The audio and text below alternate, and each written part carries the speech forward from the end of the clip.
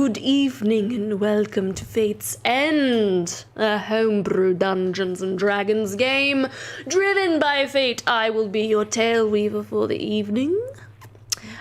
First things first, wait, let me actually, that's our dog, as you can hear. He doesn't like noise. First things first though, we're gonna go through our announcements real quick. Please help me welcome Deanna Smith to the stream, everyone.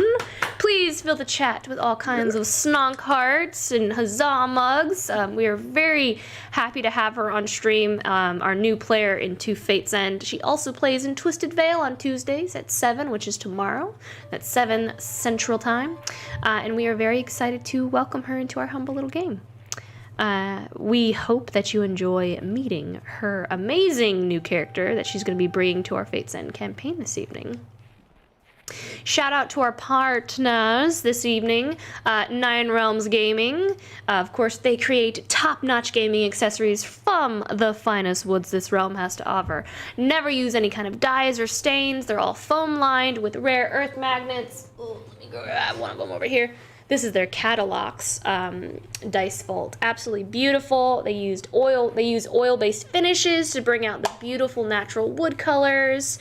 They are amazing. They sell a ton of tons of different gaming accessories, from dice trays to dice vaults to hero vaults to their amazing dice towers that I absolutely love.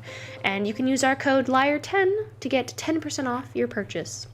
Our other partner, our amazing Wanderlily dice partner, they craft handmade artisan dice from start to finish. Their dice are sharp-edged, sanded, polished, all inked by hand, all handmade, and each die is perfectly 100% unique and one of a kind. If you want to grab one of their sets, you can visit their website, wanderlilydice.com, and use our code INKINLYRE10 to save 10% off your purchase there as well. Updates, let me actually put that in chat for you guys. Boop, there you go. That's my signature thing. Somebody's gonna draw me with a boop, one of these days. I just boop way too much. Update on our newest incoming emote for our subscribers. So as you know, we received so many additional subscribers within the last couple weeks that we have unlocked yet another emote slot. We voted all last week and part of the week before as to what our next emote should be, and you all voted sad and crying. I don't know whether I should be offended or concerned about my story. I don't know if I should be concerned about the story that I've helped weave together.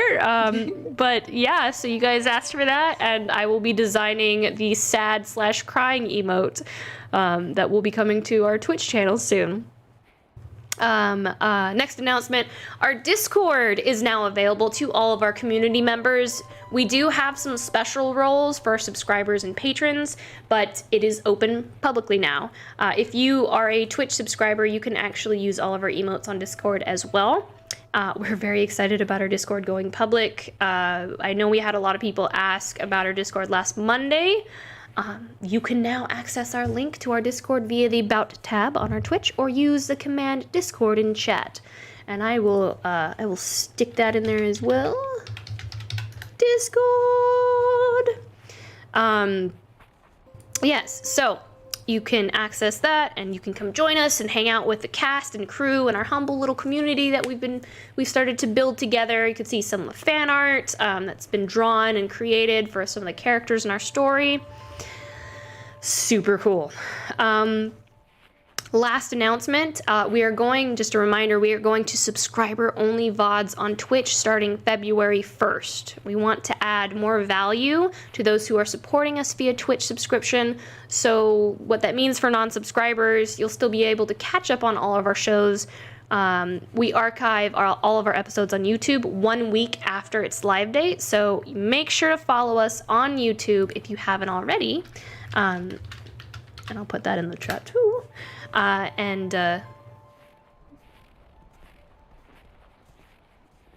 There we go. Okay, there was I was like, the bot is having a stroke. Oh, there it is. And you can follow us there. I think that's it. That being said, the time has come. Let us draw our cards for tonight's episode of Fate's End.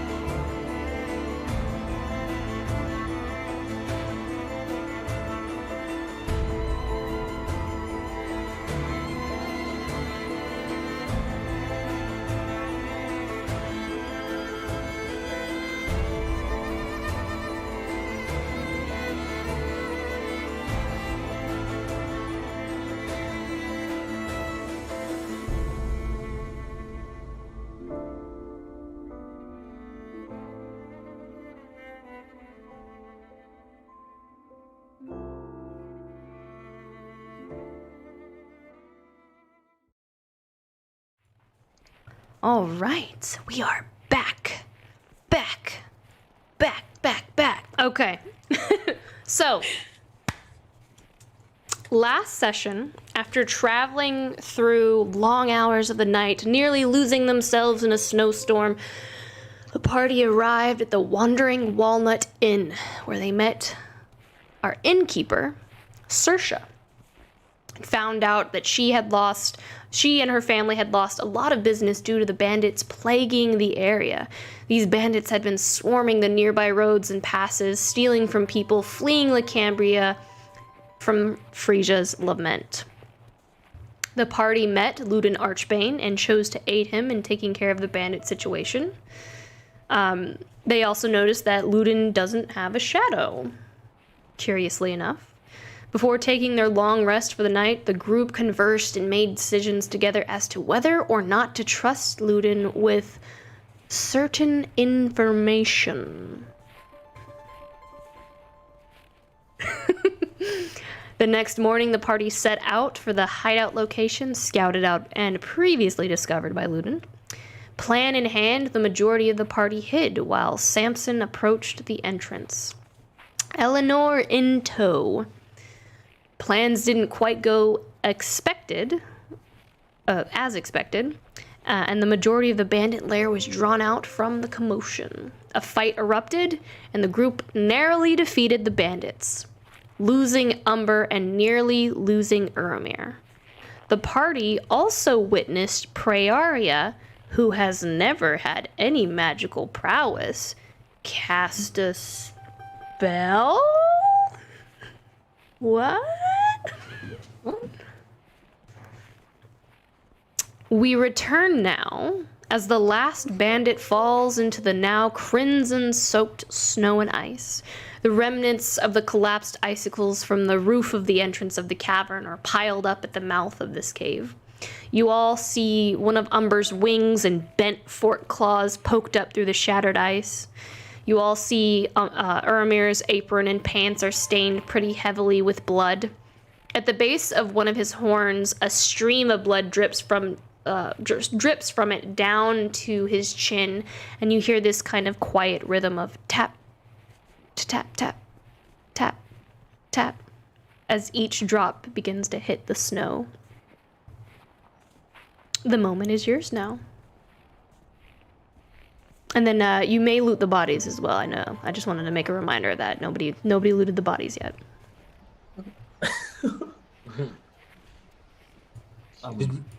Did we kill them? Or oh yeah, they're all dead. Okay. yeah, they're all dead. Certainly hope so.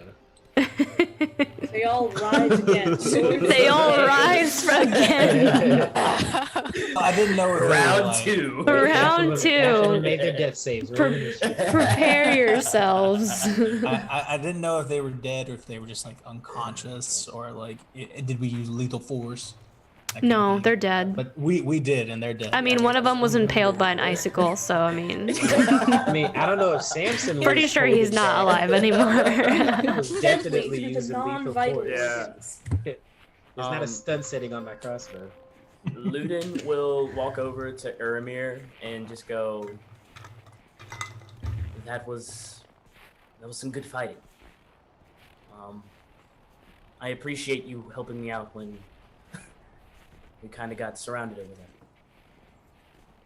I mean, he's laying on his back in the snow and ice and just panting heavily. He's like, yeah, mate. Did we get them all? Luden looks around. Yeah, I think we did, but I saw that your little toy kind of went down in the fighting. Ooh. I was wondering if you wanted any help trying to, I don't know, get the pieces or something. Yeah, he can, luckily I can rebuild him. I'll make him more sturdy next time, I guess. But thank you. No problem. Just lay there for a second. You don't look too good. Remember your good berries. They might help you out a little bit here, but He'll reach into his bag of holding and pull out the bag of good berries and just. yeah. Not much, but I hope it can help you out. Just let me know whenever you want to start looking for. Yeah. But- He'll lean forward and kind of like rest his arms on his knees. Yeah, we'll get him. Yeah. And Luden will just walk and give him some space. Had a hard day. Yeah, he looks around at the rest of the party, see how everyone else is doing. I'm gonna go help. Hey, Luden, I'll help you. I'm so sorry I killed Umber. Ramir, I didn't mean to. Well, he wasn't technically alive, so it's not that bad. I don't know, it seems like he was kind of alive in a way. Well, I'm gonna go help find him. I'll be back, and we'll make sure we get all the pieces. Oh, careful of his tail. It's poison. Oh. Okay. All right. So, if I can, I would cast Locate Object on our good friend Umber that has fallen, Okay. and hopefully I can find all the missing pieces, or all of the pieces that have befallen him. Does. Okay. You definitely can sense it coming from within underneath the crushed ice. It almost looks like glass. It's very thick, and you can sense him underneath some of the ice that's kind of like closer down on the mound, since he was further away. And you can go and you can dig him out if you wish. You know where he is. You can sense him. I'll be Finn, I think he's right here. And then just start slowly, because I do not want to puncture this poison tail, apparently. So just really slowly. Maybe like get out my short sword and just sift through that way. Yeah. So I'm So not rocks. You start like wedging out the chunks of ice, and you see like a. Go ahead. Can I assist him by potentially using like mold earth or something to help move some of these bits around and everything? Sure. Yeah, sure. Why not? So Yeah, you. I just want to help out and move some of the larger pieces if looks like it's getting heavy or anything like that, you know. Yeah, so you could probably like shift some of the. Well, no, you can't because if you remember, we talked. It's not loose dirt. Remember? Oh yeah, I just From thought last since session. it fell that it would be loose now. No, that's fine. That's fine. Mold ice. Mold like ice. Samson, I got this. Looting. So you and Finn helps you. You start kind of like wedging the chunks of ice out, and you see the broken light bulb that was on top of his head, and like one of the bolt eyes is kind of like bent down. You see like the fork wings, claw of the wing is completely like bent back, and the cloth that was used for the actual like wing itself is just shredded to pieces, and he is just bent all to heck. We can bend it back. It's fine, right? I mean, it's fine. Yeah, if you say so. And I try A lot and worse, use. to be honest. Can I try and use mending on at least some of the breaks? On it? Yeah, definitely. You see like where his jaw is. It's kind of like where he just always looked like he just currently has like this permanent smug like looking expression on his face, like smug, character. angry smug face. So you cast mending to kind of like mend him a little bit. The smaller glass shard pieces kind of reforming. So the light bulb reforms and the tattered wings just kind of like weave themselves back together and reform, and he's still a lot of the dents are still there because that part isn't broken necessarily, but the glass and the cloth is pretty much repaired now. He's just battle worn now. Yeah, he's just No battle worn. combat. He's got a lot of fender bumps or whatever it's called. Yeah. Thank you for your help, Finn. Thanks, Luden, for helping find him. Maybe we problem. should look inside and see if there's anything else, any people they left behind. Yeah, sounds like a good idea. Do you want to wait for the party to rest a little bit, or what do you think? How much hit points do good berries give you? One per berry. One per berry. Okay. Mm-hmm. How long? So Ermin spends the next 10 rounds eating all 10 of his good berries. Okay. They taste like cotton candy grapes, so they're really sweet, but they're still fruit. So it's just... And did you guys want to loot the bodies as well? Since Finn and Uramir and Luden are working on Umber at this point, Samson and Praeria, I'm guessing you guys could probably loot the bodies while they do that. I can't see your faces, so I don't have your faces up right now, so I don't know if that was a nod or anything. Oh, yeah. So both of you Totally make down an for investigation body weight. Mhm. check for me. Investigation check for me. I think I'm good at those.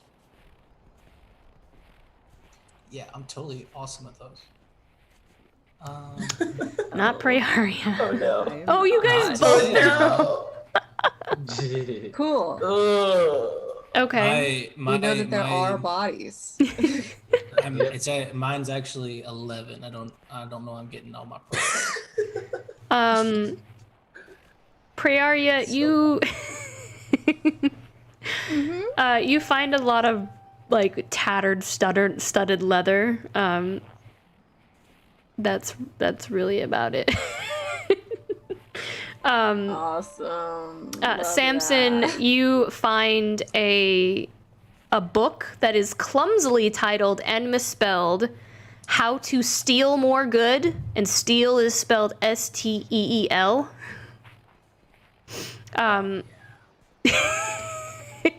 It looks like one of the bandits aspired to be your author. You also find a small vial of 3 gold teeth with blood and flesh still on them. I mean, I'll leave That's that there. Okay. Like, I'll leave that there. I can use those. I can use some teeth. No, Real no, human no, he can't. Smile. I'd like to. I You- know they had like long swords and stuff too. Can I collect their weapons and like how many do we Yeah, have? Or yeah. how many do we have that like look like they're usable? You would find probably like maybe 1 dagger that's usable with your roll. The rest seem to look pretty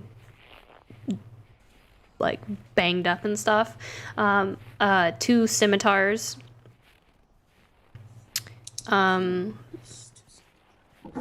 You also find a wooden horn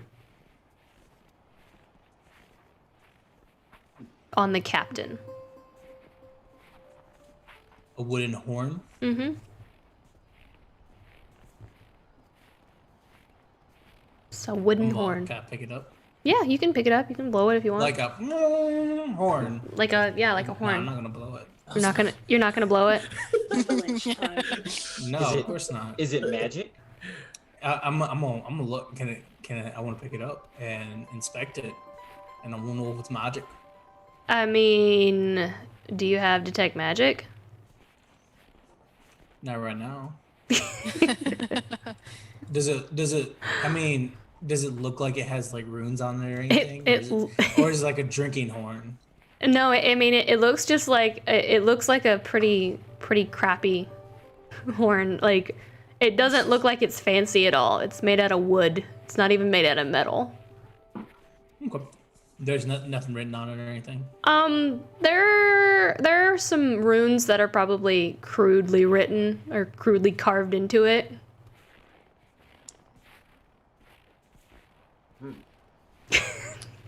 We'll just pocket it for now. Okay. Do I see Samson inspecting this horn?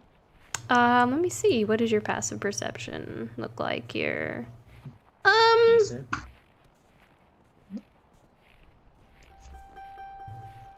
Are you trying to be stealthy, Samson? Why would I be stealthy about it? No. Okay. No, then absolutely not. Then Yeah. like I would say that's a decent passive perception that you probably see him pocket that.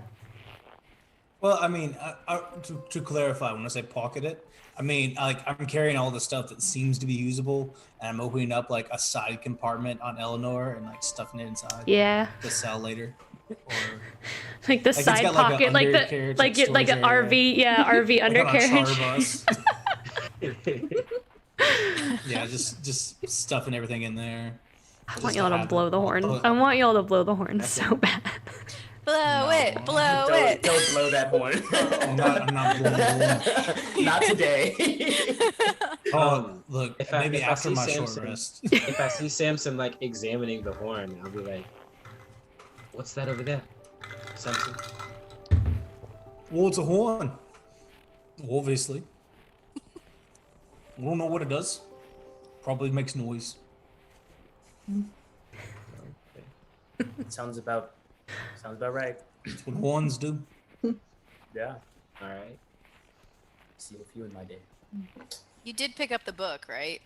The book is the most important thing. Yeah, I'm building a library, so you better make that. That's I We definitely can got fulfill his final wish. how to steal How to more steal good. better. how to steal more. How to steal more good. How to steal more good, and steal is spelled S-T-E-E-L. I learned something. Wow. I But mean, with there's posthumously. Maybe he was a metal Amazing. worker. We don't know. He could have been. Nobody knows. They were good He at had a fighting. life, hobbies, a career. Oh, what if it was like his last big score before he was gonna retire?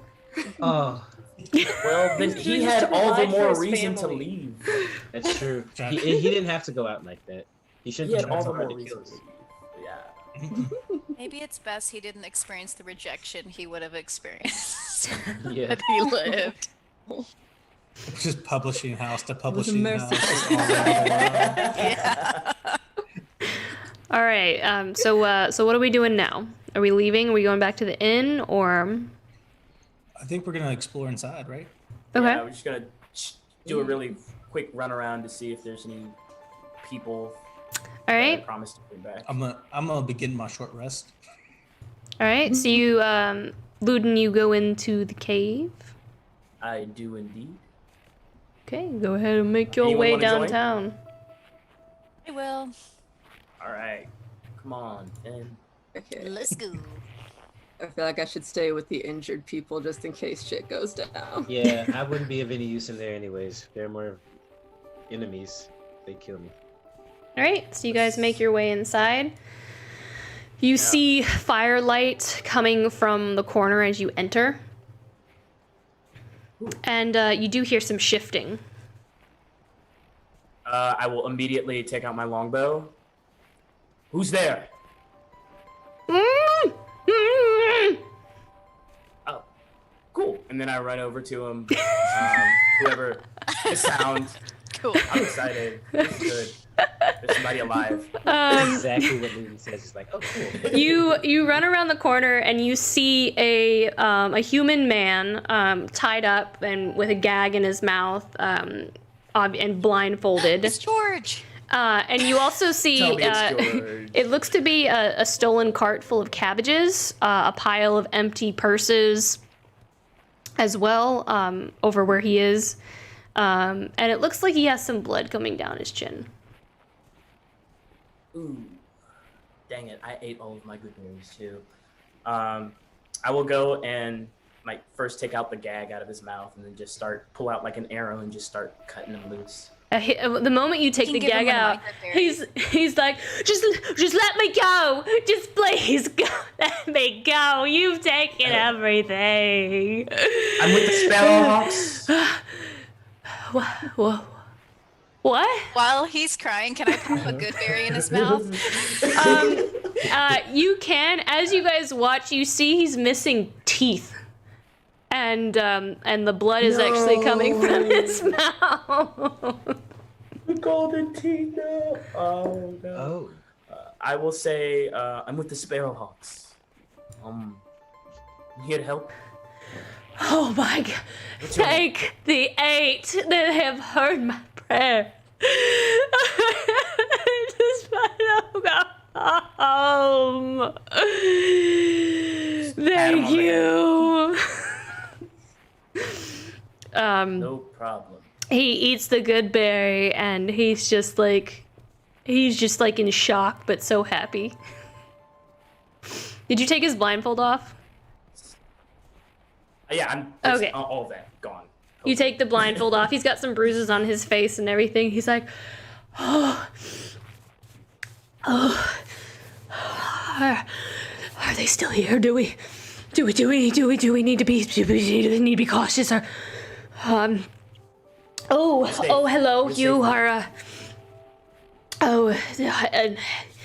half elf. Yes. I would very much like to leave.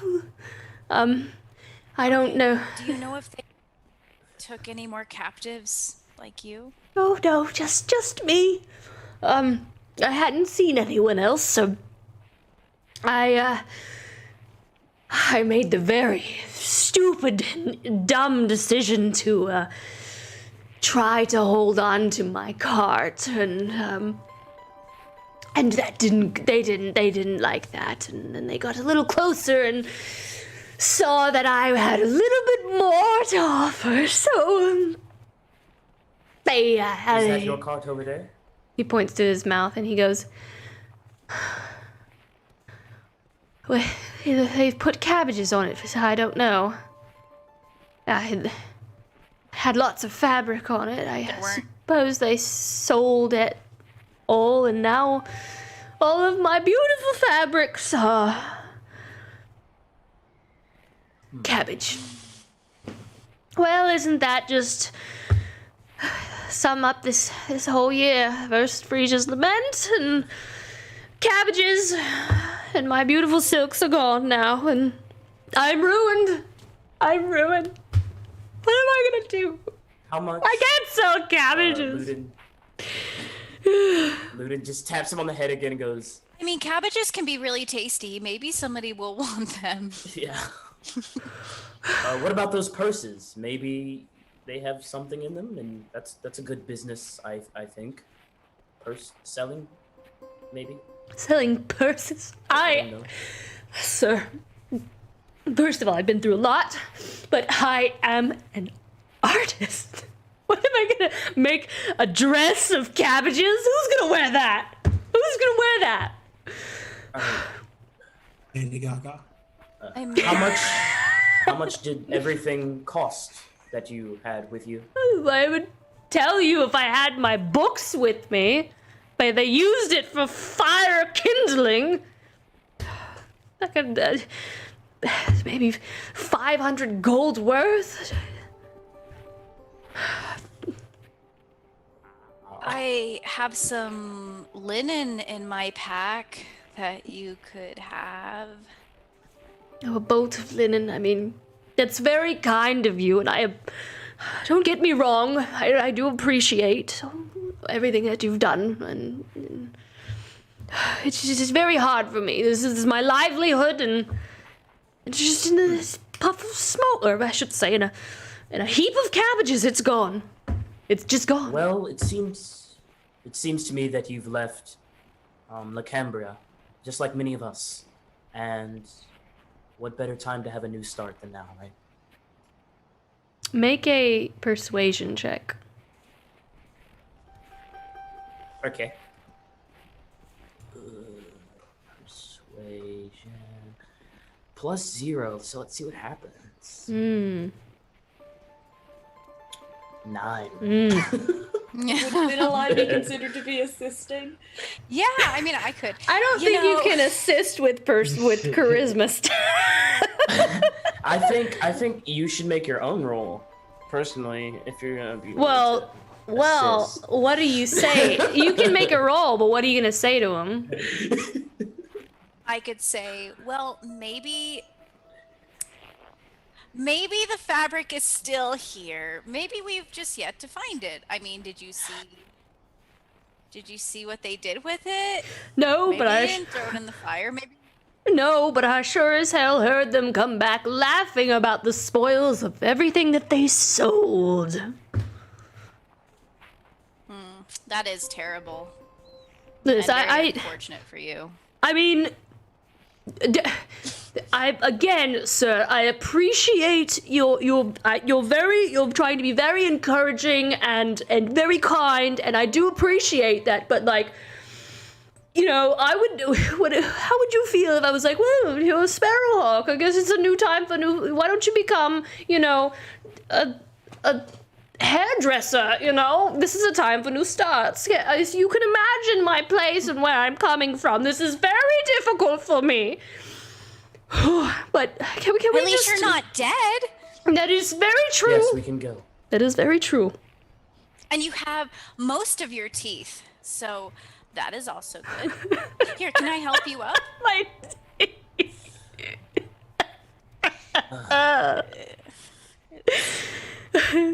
let's just go.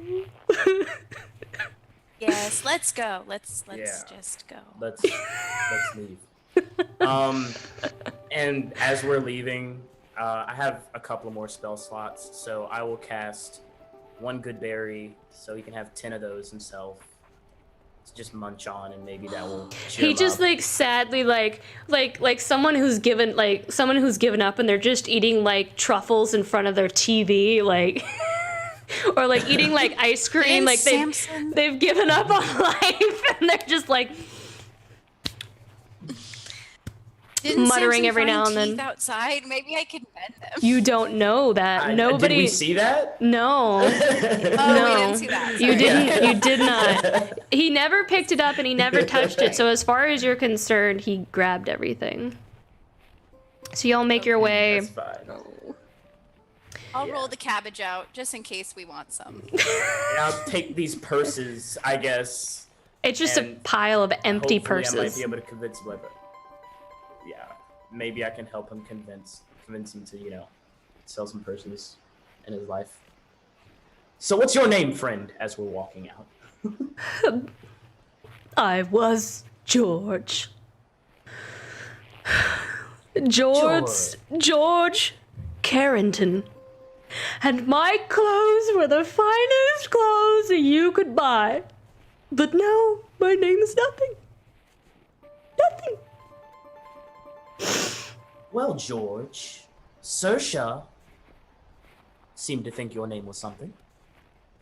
She is lovely. One of my favorite customers always talks about me to her in her patrons, and she always sent the nicest customers my way. Well, she was very worried about you, George. She sent us here to actually help save you. Really? Yep. Would a sparrowhawk lie to you? I don't know. I've never met one. But I want to Well. believe you. This one will not. We'll take you back and she can tell you herself. You know, she does give me this look every now and then. I don't really know what it means, but it gives me a funny feeling inside. It's called love. But I wouldn't know anything about that. And he just walks in front. Aww. Maybe you can have your new beginning with Saoirse. He just kind of like is quiet and he just kind of like eats his good berries a little slower, like he's mulling something, like he's thinking. All right. Still only got 10 of those. He takes small 6 seconds bites. to eat He one. nibbles like a squirrel.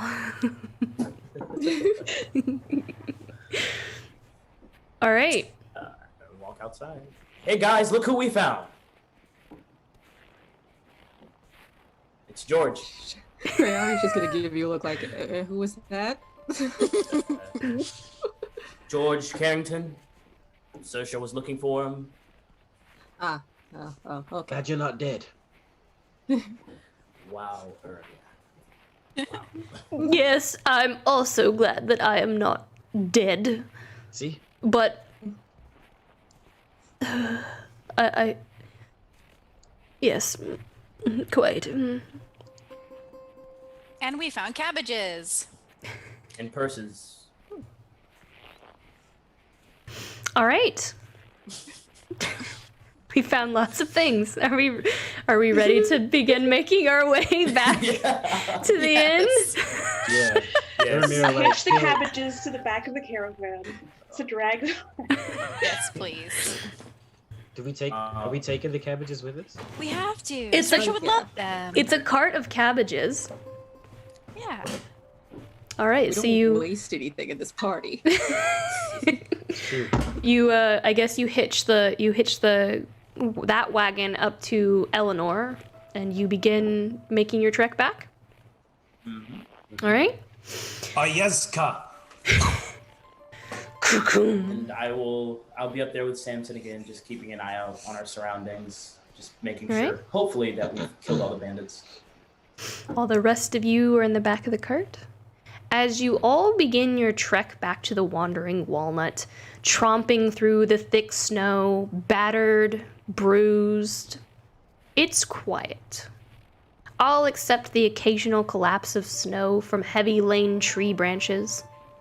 Luden and Finn, well, actually, it would just be Luden because Finn is in the cart right now, so he wouldn't be able to see.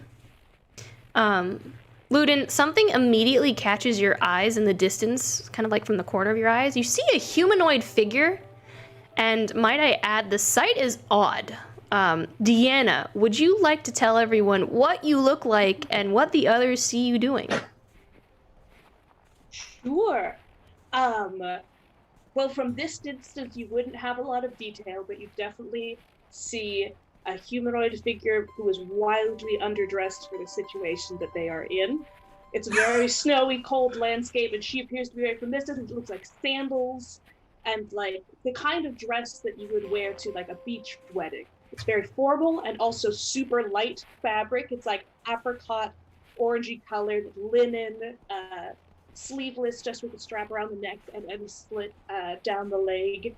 She does have sort of like a linen shawl around her shoulders, but otherwise totally inappropriate. Otherwise, visually, she's got like tawny golden skin, upturned bright amber eyes, and very dark hair parted in the center, kind of curling down to her lower back. She looks very formal and elegant, but she is currently, I don't want to say squatting, but walking low, kind of looking for something in the snow, as though she just lost something that she was, like she dropped a contact, though that wouldn't be something that happened in this area, but that's what it looks like she's doing. Would I hear the sound of the caravan? Yes, yes, you would. Mm-hmm. Okay, she stands up, and you make eye contact from whatever distance we're away from. So Luden would just tap Samson and point, and then knock on the carriage. I don't know what, but there's something in front of us. She's wildly underdressed. I don't understand how she's not cold, but just be on guard. And he will pull out his longbow and just have it in his hand ready, just in case. It's been a long day. I will be standing up, straightening my skirt, and as they come closer, bow, smile. You see that they're pretty banged up. We got our short rest, right? Yes, you got your short rest. Cool. Yay. I mean, you're still pretty bloody, though. I mean, definitely Ermir. Yeah. Do you guys do you guys ride up to her, and does the rest of the group in the Vardo come out? Yeah, can I pop my head out? Is Yes, there, like, a window? just like opening like Snow White style. What do you mean, Luden? Is it like another band out? Yeah. Oh. Yeah, I know. As we get closer, I would say. Yeah, I know. It's cold. It sure is. I bet she's in trouble. Hey, we're gonna need room for one more. As we get closer. Yeah, Ermir, move over. We need to make room. So she's coming with us? Oh yeah. Yeah, she definitely needs to come. Yeah. Hear all of this, right? Yes. We have Okay. more than enough room. Who? I don't know. Who are you? I will bring us within. I'll bring us within like 10 feet of the strange figure. You I'll take a gentle step backwards. Yeah, you probably 15 feet heard sounds everyone good. except Finn and Ermir and Freyaria. Hi. Who is eating a cabbage? Hello. Good afternoon. I am so sorry to interrupt you on your journey. I do not. Our paths seem to cross, but I do not mean to interrupt you in your business. Is there something I can help you with? We were going to ask you the same question. It's a little cold out here, isn't it? Yes, it's very cold. It's a little bit colder here than I am used to. Are you cold? You seem quite you've had a difficult day. You could say that. What brings you out here? Bandits. Oh. They're all good now. Yes. Oh, okay. Do you have them in the caravan? No. They're just no longer an issue. I see. Yes. It is a pleasure and an honor to make your acquaintance. Hesperis Antheia, hymnkeeper and crown weaver of the Dawn Temple. What are your names? I'm Luden Archbane. Pleasure to meet you, Luden. And I'm Samson. Samson. Oh, do you need a jacket? Oh, we have blankets and all kinds of stuff in here. You are you in trouble? Is something wrong? How did you get out here like this? From this close, if you're 15 feet away, you'd be able to see a little bit more of her features. She's got very bright, amber-colored eyes, almost orange, and very long, elven ears. She does not look like she's from around here. No, I'm following a very specific path that is appearing to elude me at this moment, but your honor is very kind, your offer, I mean. Where are you going? So perhaps our paths are in the same direction. Hesperis, you see snowdrops begin to form on the branches above their heads, and the blooms grow thicker as the branch suddenly bends at the weight, and a cascade of snowdrop blooms just falls all on like Luden and Samson's heads, and then Finn's head, who's poked out of the window. For the rest of you, this seems like bad luck and coincidence, like a bird flying by and happening to poop on you in like mid-flight. And then the snow just suddenly decides to drop its load. Her demeanor changes completely. Oh my God. She's going to walk up, like pretty much, if there's a way to step up onto the front platform where you guys are sitting, she's going to step up there and shake it. Oh, it is an honor and a pleasure to meet you. It is a blessing to me that finally to meet you. And Hesperis, as you know, so you said Luden and Samson. Wondrous to meet you finally. Oh, Yup. nice to Sure. meet you. Nice to Meet you too. finally. She said, "Meet you finally." And I reach over. Fine. I remember you came out of the top, right? Finn? I think Or did you so. open? I reach up a hand to touch yours, and your name is. Finn. You can call me Finn. That's a beautiful name, Finn. It is an honor to meet you. Thank you, My calling was foretold to you. What? It was. Did What Kaya else? send you? Deanna, leave? you're a little quiet. Oh, I will adjust the game. That should be something. Is that better? A little bit. It might be Zoom automatically turning your volume down. I will adjust that in a moment. I'm Much better. so sorry. I am all over the place. Was my coming foretold? It's a very exciting moment for me. My apologies. Kaya didn't mention another party member, but did she send you? I do not know of this Kaya. Is she a friend of yours? You could say that, yes. I will. I can elaborate and I can explain my comings and goings. I do not wish to stall you on your journey of great importance. To where are you headed? And I will speak with you on the journey. Please, can you come in? It's really cold. Yeah, I mean, please. we please, shouldn't. Thank you. Yeah, come in, please. Thank you. That's very kind. Are I'll you turn the sure she? You are totally sure. we could definitely accommodate her. I mean, it's really cold, Luden. Come on, stop eating As- food. As Uramir hears Finn okay. just inviting another person, he'll look around because he brought a bunch of stuff and he's like kind of working on Umber, and he'll look around and just sigh and start putting stuff back in the bag. Make like he'll take out a blanket and just like make a space.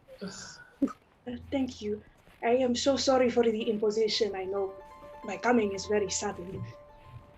Very sudden, but very welcome. Yeah. Thank you. Samson, can we keep going? It's cold, and I'm wet now.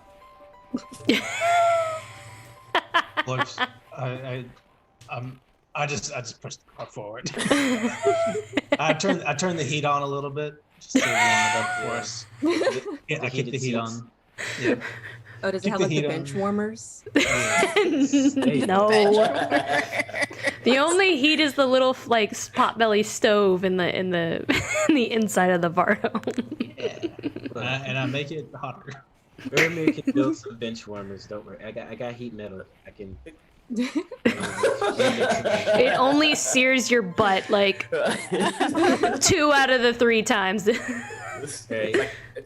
Uramir, stop it. No, see, it's tuned to tieflings because I'm resistant to heat or fire. Yeah. So like, Yeah, I'm a human. Wait, So All right. I leave the window like where the door closes right there as we let Hesperis in. There's like a little window thing. I open it up so we can hear inside as we're driving along. Okay. Thank you very much. So, Finalai, and then what are Hesperis Antheia, and what are your names? I'm Uramir. Pleasure to meet you. Yep. Alright, still eating a cabbage, like. Ayaria? Very lovely name. And this, dig in his bag, is Snonk. Oh, it's a pig! Yes. Oh, what mine? And oh, I'm not going to hand it back. Very sweet. Yes, lovely animal. Oh, thank you. You're the first person to say that. He looks over at Ermir. Say Ermir. Very sweet animal. I'll take one of Umber's fork claws and just poke it.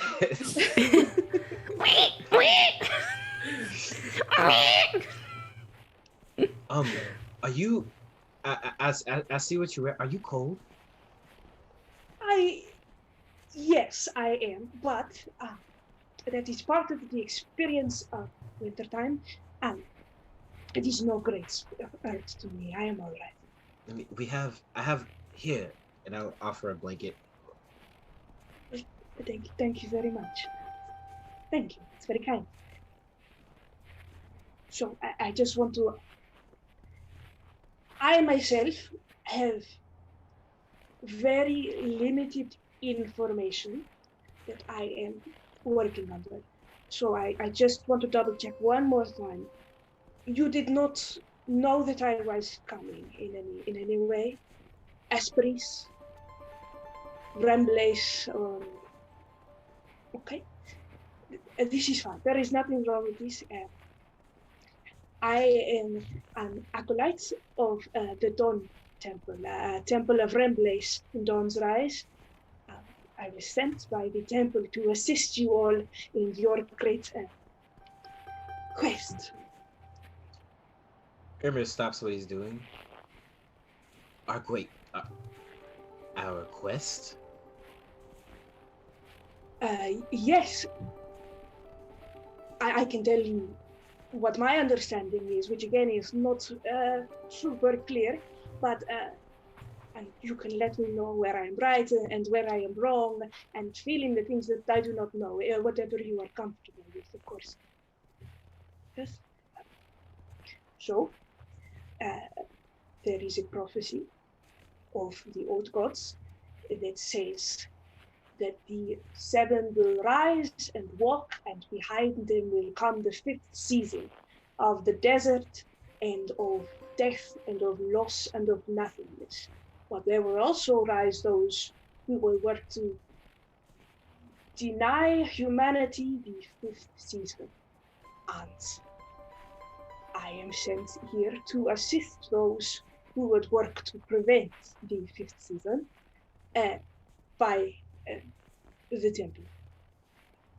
Is this somewhat accurate? I am working under mainly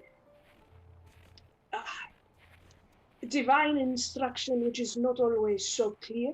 It's righteous, but not always so clear. What makes you think that's us? The snowdrops are a sign from God. The what? The what? The flowers are. I was following a path given to me by the god Rembles. I should follow the blossoms and they will bring me to the path of what I must do.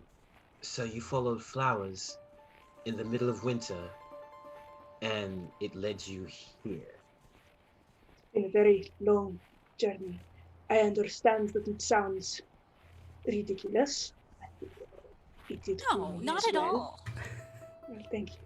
That's very kind. Haven't you ever heard of divine will before, Aramir? Come on. Well,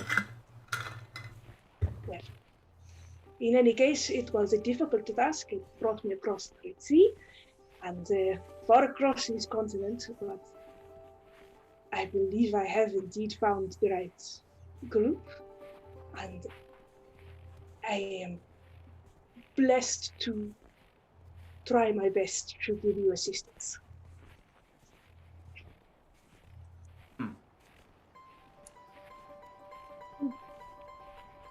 Does Ludin hear all this? Yeah, Well, he Hey, we're with him. Samson Oh, cool. opened up like the door or whatever. Awesome.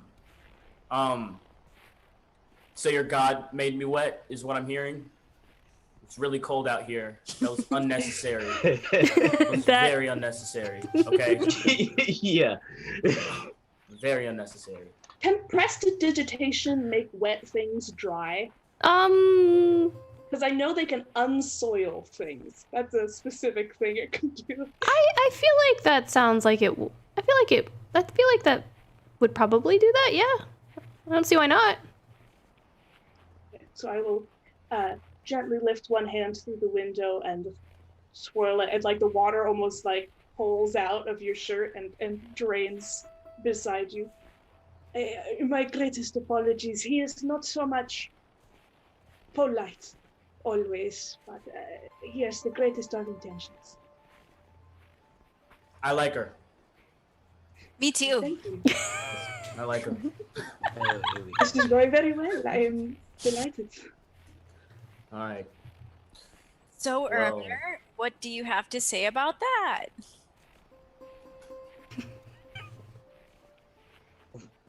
Welcome aboard. So much. So you know about the fifth Faria season? hands her some cabbage. I know. I know very, very little of the fifth season. I have read what I could and spoken to the elders of my temple. And they have described to me what it is in essence. Their understanding comes mainly from the Isle of Ages. I don't know if you are familiar, but most do not have much access to the information from what I know. Have you and your team garnered more? I'm gonna look at Finn. Yeah, I glance over at Finn, yeah. Yeah, I've heard of the place. And the prophecy from there. Yeah. Wonderful. Wait, Have you can y'all ever- explain all of that? What? It's just like an island over that way. The- What way? It's not all that way. Wait, we're not supposed to talk about this, are we, Aramir? Wait, Ludin, Well, I Ludin can pops his head to explain a little the, bit. to the window. He goes, what? What are we supposed to talk about, Aramir? Nothing.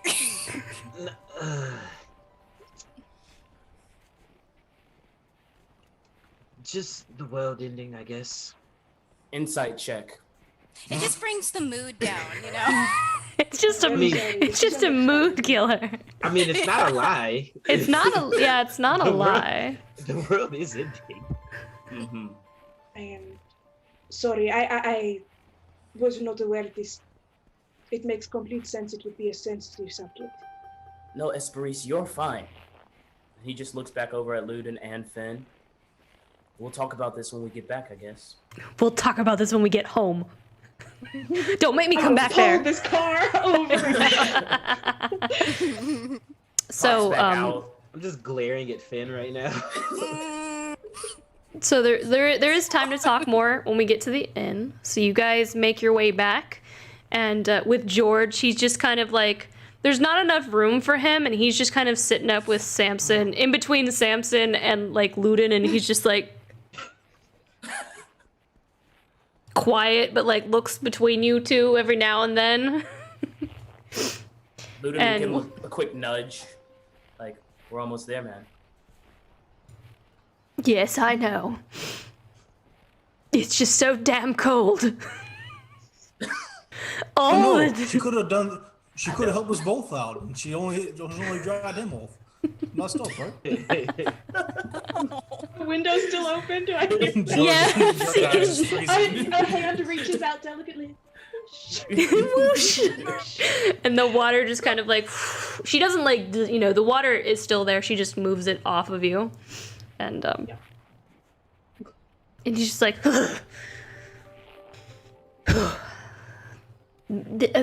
thank you, Miss Hesperis. I'm George, by the way. Are you on? Pleasure to meet you, Hesperis, as you know. Are you quite well? It seems that there has been some combat today. Luden spoke of bandits, yes? Yes. Yeah. Well, I don't know about them. I was gagged and tied up, but they all saved me. But not my fabric. But it's not their fault. It's my fault. Sorry. And like he just goes off and he starts muttering to himself, like having a pity party. I'm so sorry. Oh, wow. Luden will use his last, first spell slot and just give him some more good berries, I guess. And he'll say, maybe you can save some for Shusha? Yes, quite right. I think she'd like these. They're sweet just like her. And Luden will mouth to Samson, faster. I will say also, the back of the caravan now, like the whole back room is filled with the scent of Hesperis' perfume. She has a distinct scent. It's like vanilla and amber and white flowers. It's really nice. It's a little heavy, but it's not acidic or anything. But the whole back room smells like that now. Swimming in it. I was about to say, Finn swoons. You guys all pull up in front of the inn, making it back to the Wandering Walnut. And we will enter there. Luden will take George and walk him on inside. Like, it's your big time, buddy. Sure what you got. You all walk back in and you see George just let me switch over here. You see George just like walk in and he's like, Saoirse, I have returned. And she goes, George! By the gods, you're alive! Well, come by the fire! And she like brings him over and he goes, I don't have anything anymore, but I have these. Do you want them? And she's like, perhaps I could make a pie with them. They They do look rather tasty, don't they? And he goes, they're sweet. They're very, very sweet. And they're always there for you when you need them. And they never let you down. And she's just giving him this look like, right, He was bound and gagged. It's a lot. I just go, George, you're doing too much. You're doing too much. You just start walking him towards the fire. And she's just like, right, he does seem to be like he's been through a lot. Did you, it's amazing that you seem to succeed. Did you take out the bandits? We did. Oh, all of them? They shouldn't be a problem anymore. All of them? All of them. Hopefully. Yes. Praise the gods. You all look like you're worn to your boots. I can't thank you enough. There'd be no need for your coin tonight. The least I could do, let me fix you all up right with something to warm and fill your bellies. And I see you made a friend. And look, isn't she just the sunrise of Savion herself? Was she a captive? Lucky you are, miss, that they came along when they did. Yes, lucky right you are. And look at ya, you're not dressed for this weather. How in the name of the eight did you manage to make it? You must be chilled to the bone. It does bring me much pleasure to see your establishment is so warm and inviting. My name is Hesperis. Oh, it is a pleasure to meet you, miss. Just the light of Savion, really. Yes, I'll fix you up right. I will be paying for a room tonight. Oh, if you're with these compatriots here, I wouldn't take a coin, a dime off you. You've done so much for me already. You are with these individuals, are you? You look like you know each other. Thank you. That is extremely kind of you. We appreciate your hospitality. Unless you were a captive, then that would make sense.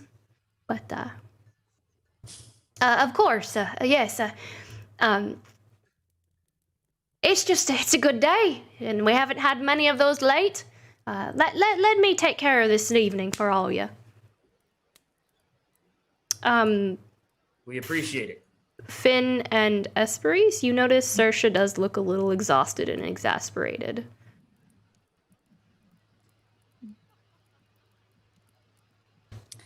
Looks like something's on her mind.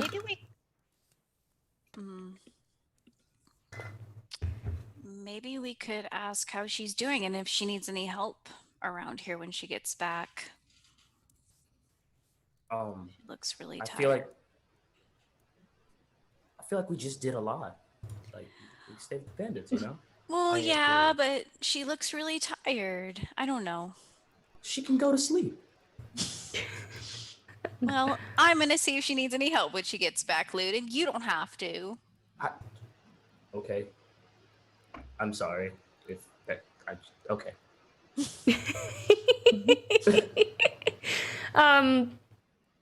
She does come back to the table, and she brings you a round of ale, and she'll ask you, I still have some parsnip stew and some venison meat pies with our famous bread that I had mentioned before.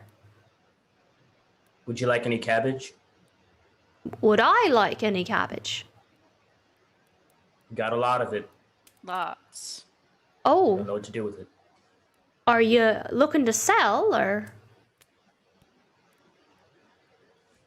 We could just give it to you. Oh. If I'm not speaking out of turn, and he just looks at everybody. She walks over and she looks out the window and she sees the mound of cabbages and she's like, well, that do right would make a good corned beef stew with some cabbage there. That'd be great for me patrons. That would be very much appreciated if you're offering.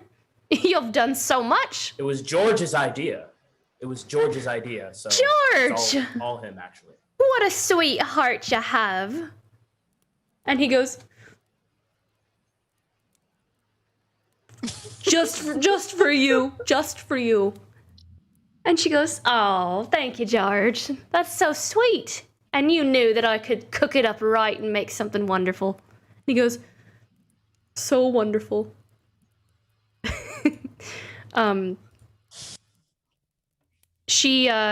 She's overwhelmed and overjoyed with the cabbages. Probably one of the few people in this world who would be happy to see cabbages because she is an innkeeper and stuff. And eventually she does come back. George helps her bring in the cabbages, and she comes over to the table, and she sees Snonk just kind of sitting in Finn's lap. And she kind of looks at you and she leans in so that George doesn't hear. "Listen, I don't know which of you did it. I've been very hospitable, and I am so very, very grateful to all of you. I really am. Offering up extra blankets. I do hope you'll pass word along the road of the good service you've been receiving. But if I could ask just a very simple favor, please, don't shite in the rooms. And you covered it up in one of our quilts, please. The latrine's just outside. It'd be doing me a great favor, and I'd less linens to clean. Luden looks at all of them like they're animals. Who did that? I just look at Finn. Slipping down into his chair. A long drink of ale. I had no idea. I'm so sorry, ma'am. I will have a long talk with this one right here, and I assure you it'll never happen again. I'm glad to hear it was an animal and not one of you. That is a bit of a relief, I will say, but we usually don't allow. Take offense. Well, she didn't notice that you brought in a pig initially, and so she was like, "Oh my God, someone pooped in the room."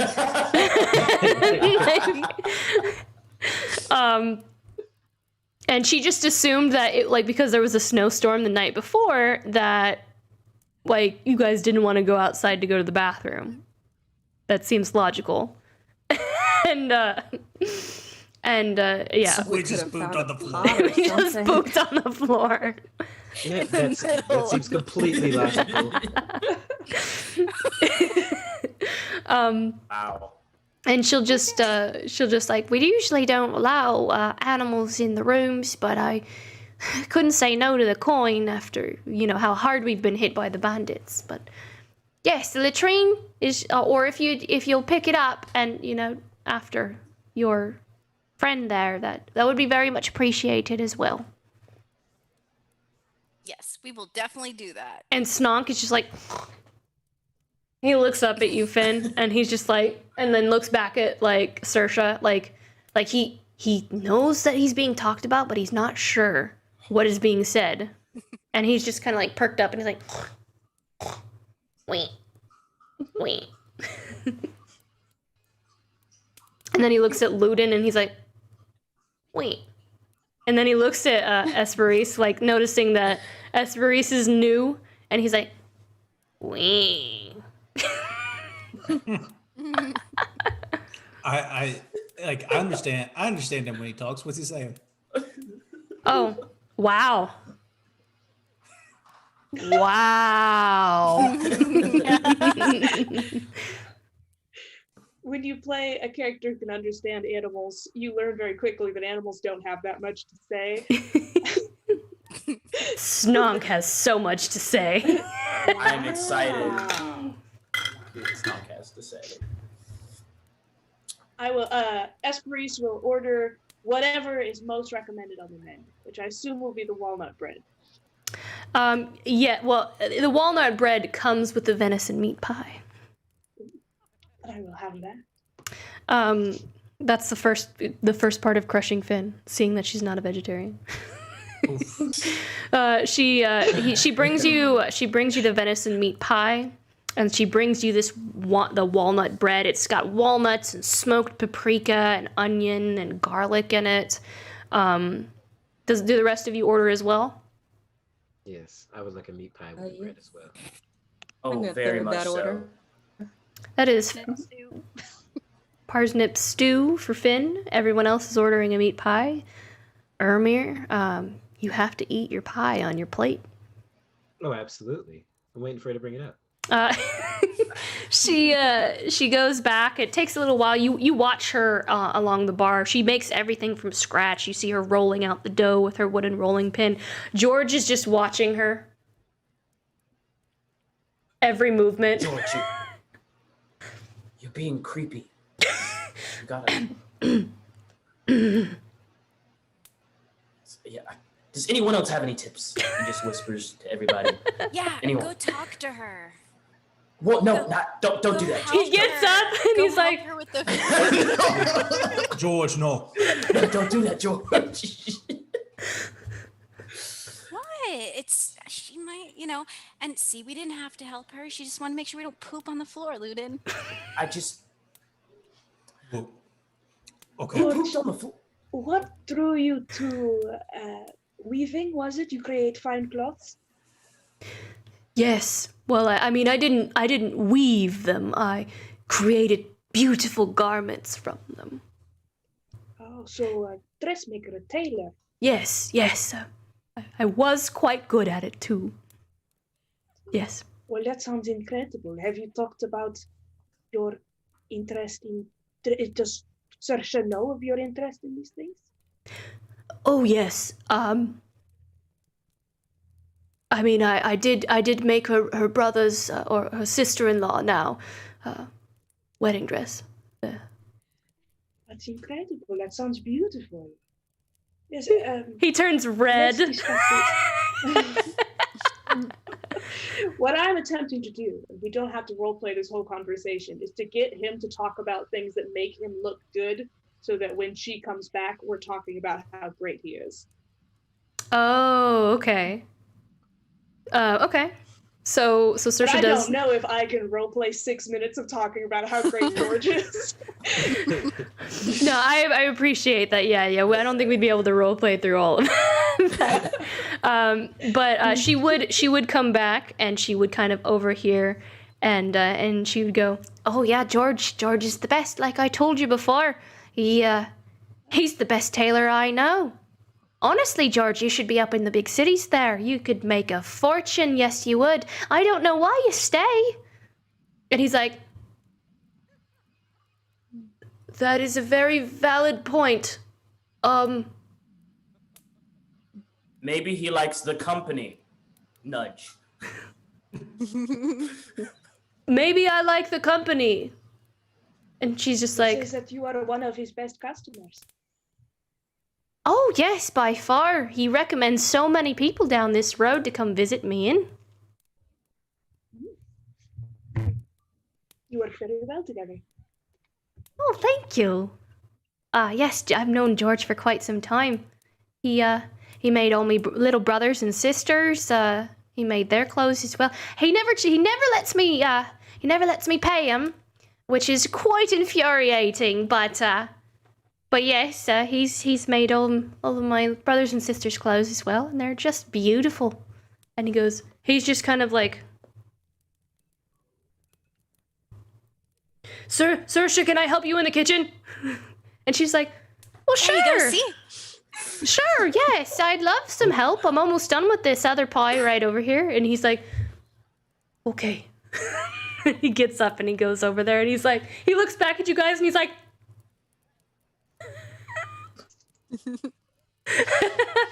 and he goes and he helps her, and then eventually she does bring back some of the meat pies. Some of them don't, like, you can tell which one George had a hand in. They don't look quite as pretty as Saoirse's venison meat pies, but they're still just as tasty. And she hands you yours, of course, Ermir. I reach into my bag of holding and I pull out my plate. She gives you the same strange look, like, okay. And I very carefully scoop the meat pie onto my plate, and I take the walnut bread and put it next to it. I hand her the plate back. Her basic plate. Oh yeah, her basic. Already gonna move. She takes her basic plate back and she just gives you that look like, okay. Thank you very much. Yeah, probably move to the other side of the table from this plate that she hates. Hey, Ari, have you considered giving it to Saoirse before she dishes it all up? That way she can just bring it out and you don't have to waste the dish? She might break it. We know that doesn't work on it. Yes, but I'd rather hold on to it. So I know where it is. Why do you like this plate so much, Ermir? Because he's cursed. What? We talked about this last night, Ludin. It's a cursed plate. We talked. You and I talked about this. Yeah, they're just jealous they don't have a plate as nice as this one. I mean, look at it. It's like shiny. I lean over and whisper to Ludin, he doesn't have much left, man. Just let him keep his plate. I'll stop talking about the plate. All right. I'm gonna look to Prayaria's expression to see how I should be reacting to this. Is Prayaria just eating? There is just thinly veiled disgust about it and just eating. Snonk just like watches Ermir and then looks at Finn and then like looks at like the food in front of Finn and he just kind of like wiggles forward. He'll take some bread and just like with one hand he's like eating with the soup with a spoon and the other he's like feeding the pig with bread. Is Samson eating food? Is Samson eating food or did he not order anything? No, he didn't order nothing. Just popped a good berry. What was it? Hesperis is gonna take her bread and offer her plate of the venison pie over to Samson. Would you like anything? Oh, no, thank you. I appreciate it, though. I'm not hungry. All right. He eats these like magical berries and they fill him up like the whole day. Well, that's nice. Boy, I can't appreciate a good plate. Or good food.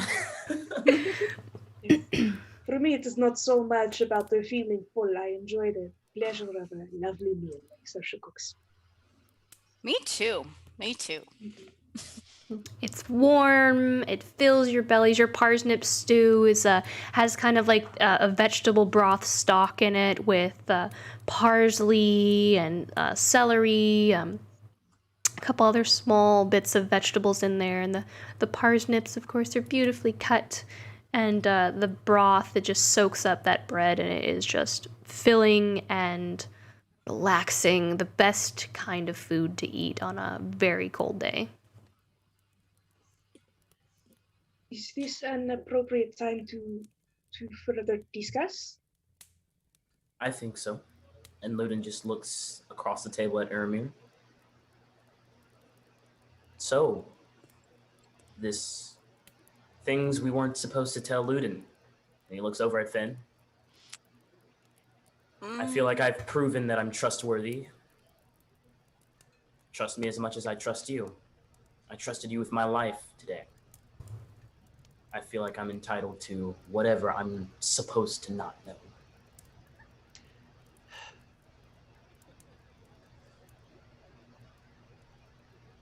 Anyone? What did we tell you already? Yeah. How much do you already know? Because I don't want to rehash it. No, by all means, please rehash. Just about... Hesperis is here too. You know what? We'll do this all at once. So, the person who knows the most, who that maybe all of us don't know, is our dear Reese over here. Reese, I know that you're saying that Rimless sent you on this journey over here. what do you know about the 5th season and all this that's happening? Do not answer that.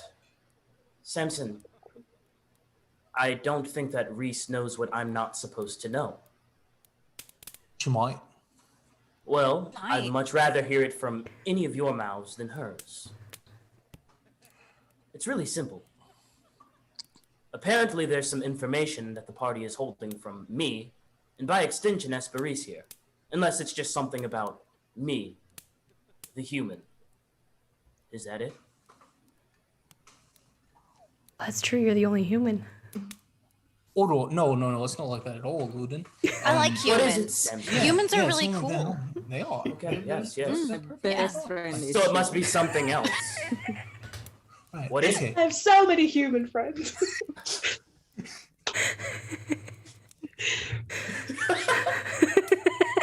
I feel like I'm not sure what Finn was talking about that you weren't supposed to know, because I feel like we talked about how the world was ending. We talked about that, right? Yeah, we talked about And that. we talked about how we were on a path to stop the 5th season. We talked about that, yeah. Yes, we did. We did. And then that one of them is already been taken care of, right? Yeah, we did talk about that. We did. Yep. So what were you talking about, Finn? I don't know. I guess I forgot about the fact that that Ludin wasn't updated on what we were gonna do after this. It's look. Really? When speaking of matters of the end of the world, it's a touchy subject to have to bring up, and I feel like we keep talking about how it's so touchy a subject that we're supposed to not bring up that much. Again, I am a part of this party now. For me to adequately do my job, I need to know what everyone else knows. you're right, and you do. Finn obviously has something that they know that I am not supposed to know. And I would much appreciate for Finn, and only Finn, to tell me what that might be. Well, it's just that can I try and do a deception roll? You gotta I'm tell gonna him something. insight check it. You gotta Okay. tell him something first before you can make your roll. You haven't said anything yet. It's I just lie that in some form. How good your lie determines the DC. Mom, love you. I'm gonna lie before I even say anything. It's just that the subject of the 5th season is really sensitive for Ermir, and I know we talked about it a little bit. It's just he lost a few people, so I don't know whether to talk about it or not, because around him, because he gets really upset. Well, by all means, we can step in my room and we can talk about it there. Well, it's not about him being here. It's just about the subject in general. I mean, it's just sensitive, It's we just came from a city that was, half the population was gone. So I'm well aware. Right. So, right, Ermir? You said No. you lost someone then, right? I lost my brother. Mm. Yeah. So I am well aware that we lost people. Do you have? I lost my anyone else? youngest brother. Do you have anyone else? I'm looking for anyone else that I might have. But right now, no. Right now I have you. I have you 4, and now he looks over at Hesperis, you 5. But right now it doesn't seem like I even have you. Because you're hiding something. And how am I supposed to trust anyone else? And the only person that I did trust, I lost. You and I aren't very different.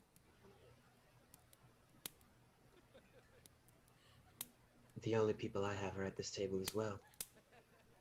Only, I didn't just lose a brother. I lost everyone. Yes, Well- half of Lacambria got decimated, and that's terrible, but everyone in the Undercity's dead. I'm the only survivor. So yes, it's a touchy subject.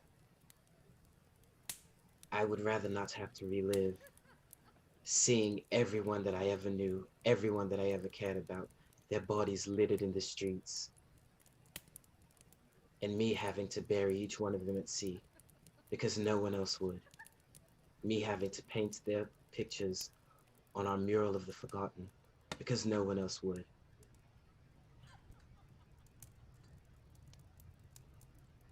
Is that what you wanted to know? I don't know what I wanted to know. Only Finn does. But it seems that everyone in the party knows what I want to know. Finn has a bad habit of speaking out of turn about things that he doesn't quite understand. And if you don't feel like you could trust us, you could tell Kaya it didn't work out. But I'm not going to sit here and be interrogated about one of the worst moments of my life. With all due respect, Iramir, and I do mean this with the most respect, if you don't want to talk about it, I don't have to have the conversation with you. There are 4 other people at this table that I can have this conversation with. And like I said, I lost someone too. My only person. And I'm really trying to trust you. I already trusted you today. I watched you go down. I watched all of you fight as hard as I fought. So yes, I trust you in your blades, in your arm, and your whatever that thing is that you have. I trust that aspect of you. But every other part, the day-to-day, I don't know who I'm talking to. I don't even know what our real mission is, and what I really want to know is what I don't know. I've been lied to my entire life. You know that brother that I lost? Well, the night that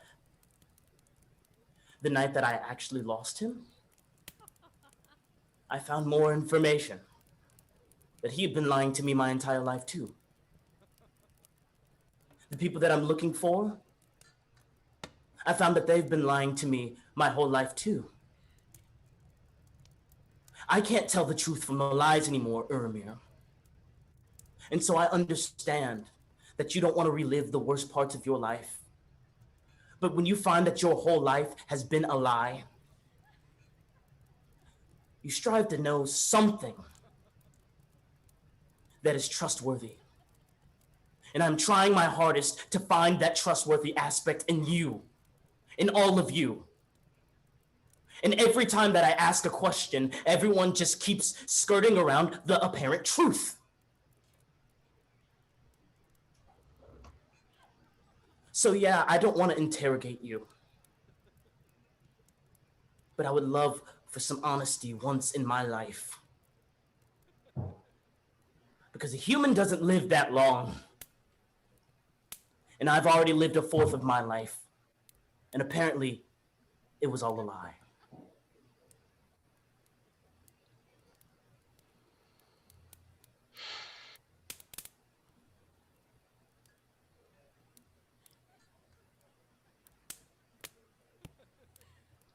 Sorry you had to go through that.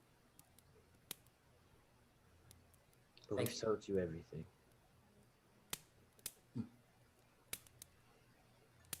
If it would be helpful and not too painful to hear, I could share what was told to me. What little I know, if that is a conversation that would not be too difficult. Sure. Right. Well, the first time I heard any information of this, a dear friend of mine was given a message, and she told me that the hungering was silenced, and so were the many mouths for children. The moon has set, the stars are next, and they are coming. And this was under the full moon that she had this visitation. And when I spoke to the elders about it, and when I received guidance from the temple, I learned little else. Mainly, they believed that the hungering was one of the 7 who will walk to bring about the 5th season, and that I was to find the group of people who was responsible for the felling of the hungering, for they were the ones who worked against the season. But I don't fully understand the prophecy, of course. This is all I know. Thank you. Of course. Do we want to... I know I only joined this afternoon, but I feel it has been a long day for us all. You all more than me, of course. You are all wounded and battered and tired, and it made to separate with our own thoughts for the night and speak again in the morning.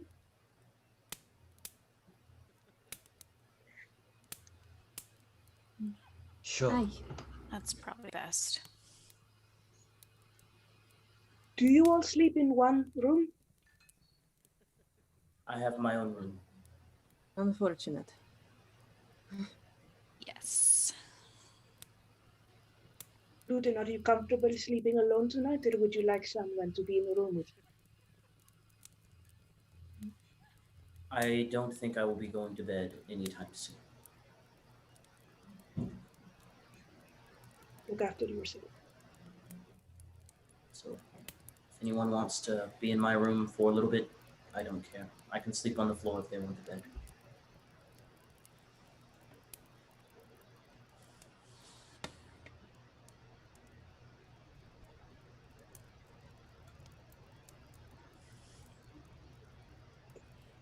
Hesperis is clearly looking at Finali for a long moment. Goes back to her food.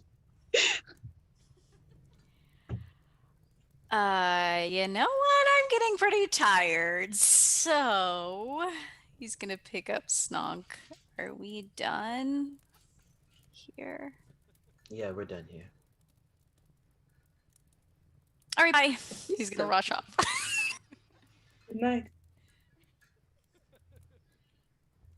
So there are several rooms. Do we have more rooms tonight because we saved stuff? Lauren, you I are can't hear muted. There, I'm back. Sorry.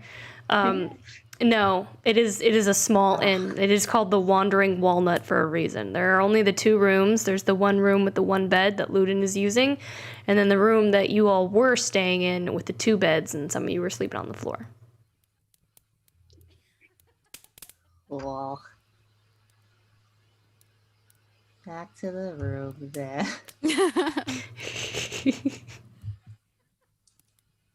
All right. The lovely awkward moment, or awkward silence after all that. All right. Is there anything else? Go ahead. Well, this is just for, I mean, if everyone else is done talking, Luden is just going to stay out for probably another hour or 2, just drinking some ale and thinking, staring off into space. And on his right arm, it's been covered up with like his long sleeves. He's gonna pull it down and he's just gonna fiddle with this wire and leaf bracelet that he has. And he's just gonna look there for a little bit. And even though everything's free, he's gonna leave 1 gold on the counter, and then he'll go to sleep. will also leave gold. Yeah. Additionally, for all the people who are sharing a room with Hesperis, you quickly discover that she has a very lengthy nighttime skin routine. She has a little bowl and some oils, and she removes her makeup. And she's not obstructive in any way, but it does take about 20 minutes. She gets all bombed.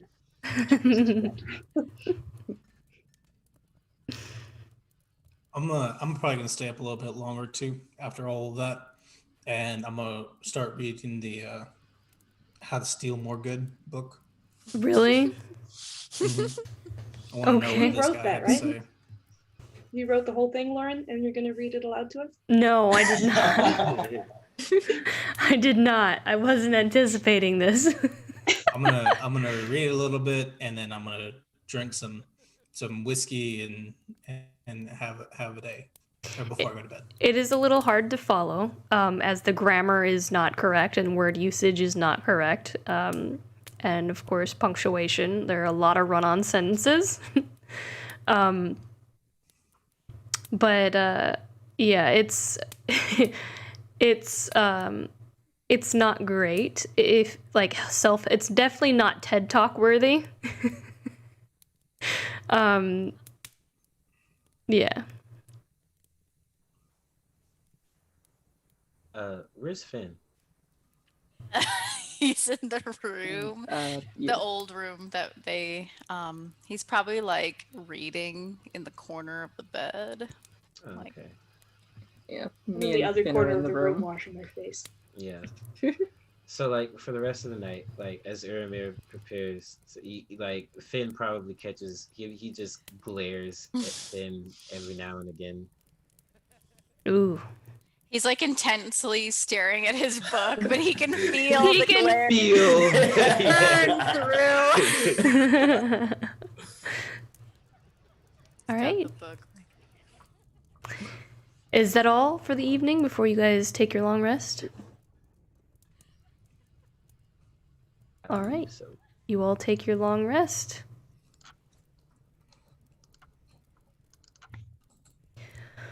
Morning comes. Morning comes, and Saoirse, of course, already has breakfast prepared for you all. George is cleaned up. He's cleaned himself up, and he is assisting her with plates. He trips a little bit, and some of the tin plates kind of cascade down on the floor, and he quickly picks them back up and looks back to see as she saw, and then just kind of puts the plates out. And very quietly, like, doesn't say anything. And you are all... I see Doing that. great, George. Snonk comes up and sits expectantly in one of the chairs.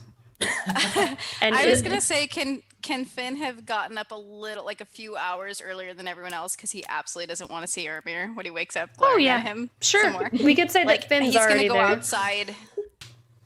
He's gonna go Uramir outside. slept with his eyes open. yeah. He's gonna start. He'll start potty training Snonk. He's gonna use those few hours to try Okay. and do that. Go ahead and make an animal handling check for me. Cold as it is.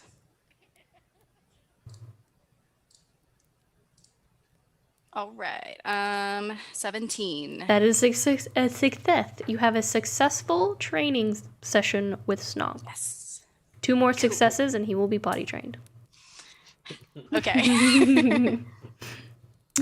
Hesperis also wakes up a little bit earlier than everybody else to have her extended morning skincare routine and then apply her makeup very neatly and comes out for breakfast. Prairie is going to meditate a little bit when she wakes up. Not quite as early as the other two, but still just a little bit early. Okay, you have that meditation. You guys kind of have private morning routines outside of one another, kind of distant. You guys are kind of distant from one another after last night, it seems. And then breakfast is served before you at this table, before you head off.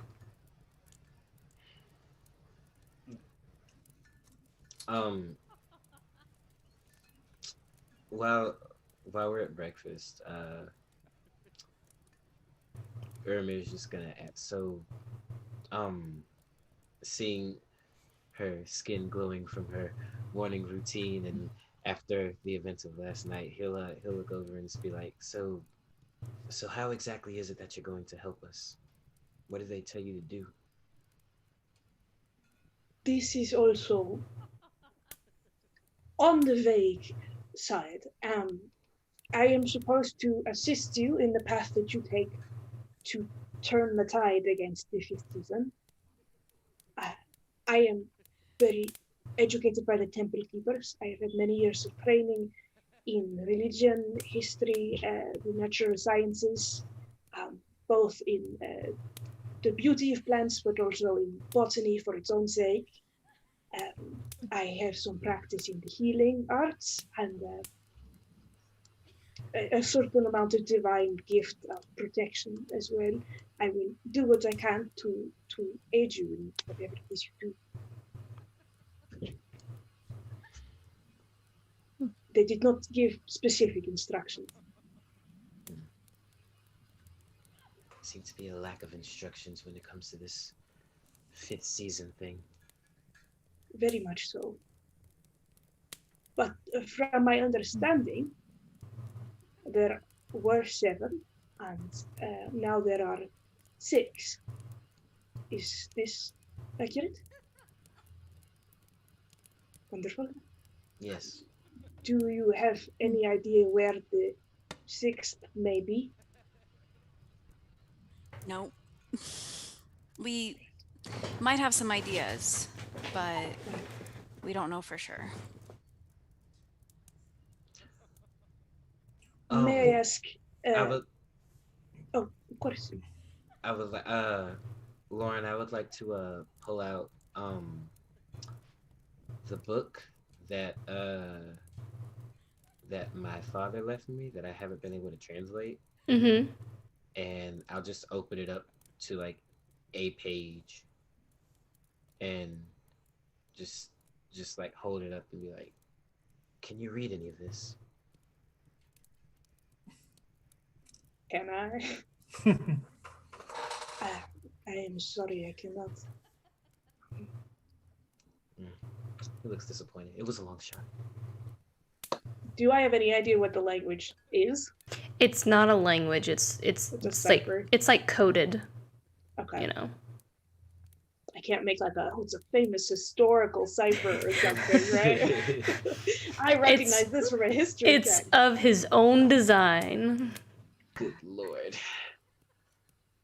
Sorry, it is.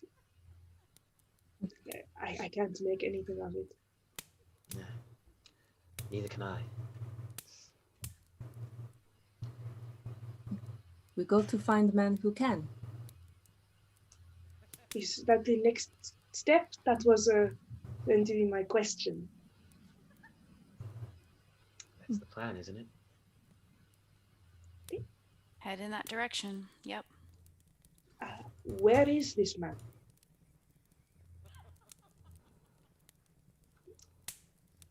The city under the sand, or Sable, was it? I don't.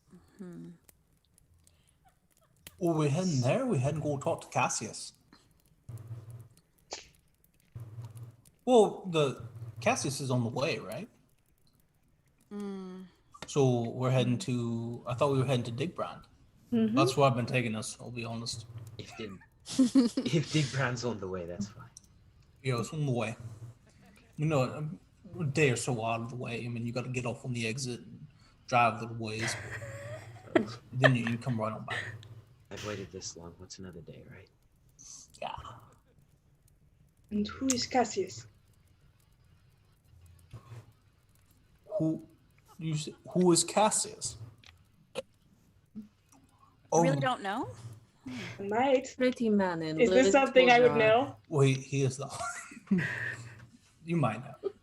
I don't know. Well, like, there are tons of people named John, okay? Like, you gotta be more specific than that. like, Where are we going? What are we doing? you gotta be more specific than that. Like the Cassius. Like he's got stars, like in the sky, constellations. Which kind of? Okay, I know who that is. Oh yeah. Like he has a whole set of celestial bodies. Okay. Follow-up question: your god told you that the stars are next. Is that what I heard as well? Yes. Well, no. My god did not tell me. It was prophecy to me. A friend of mine had a visitation come upon her under the full moon not so long ago, and she said that the moon was setting and that the stars were to follow. I don't think in the world, I am not a religious man, but I don't think that it's mere coincidence that we're trying to talk to some guy who has his own constellation in the stars, and then she shows up talking about stars too. You may be right. I mean, I think we need to be ready when we go there. Yes. Yeah, that makes sense. Dude, it sounds like, is she hiding something? Can I inside check that? Sure. Sounds like she knows more than she's letting on right now. I roll. Do I have to make a deception check? I mean, that's up to you. I'm not really trying to deceive her in any way. I guess I rolled a 17. I'm trying to see if maybe there's something you're not saying. Hesperis does not seem to be totally convinced that Remblace was talking through her friend, or that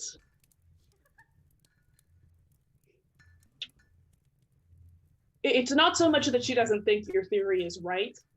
It's just that she has bad feelings about what her friend said. Yeah.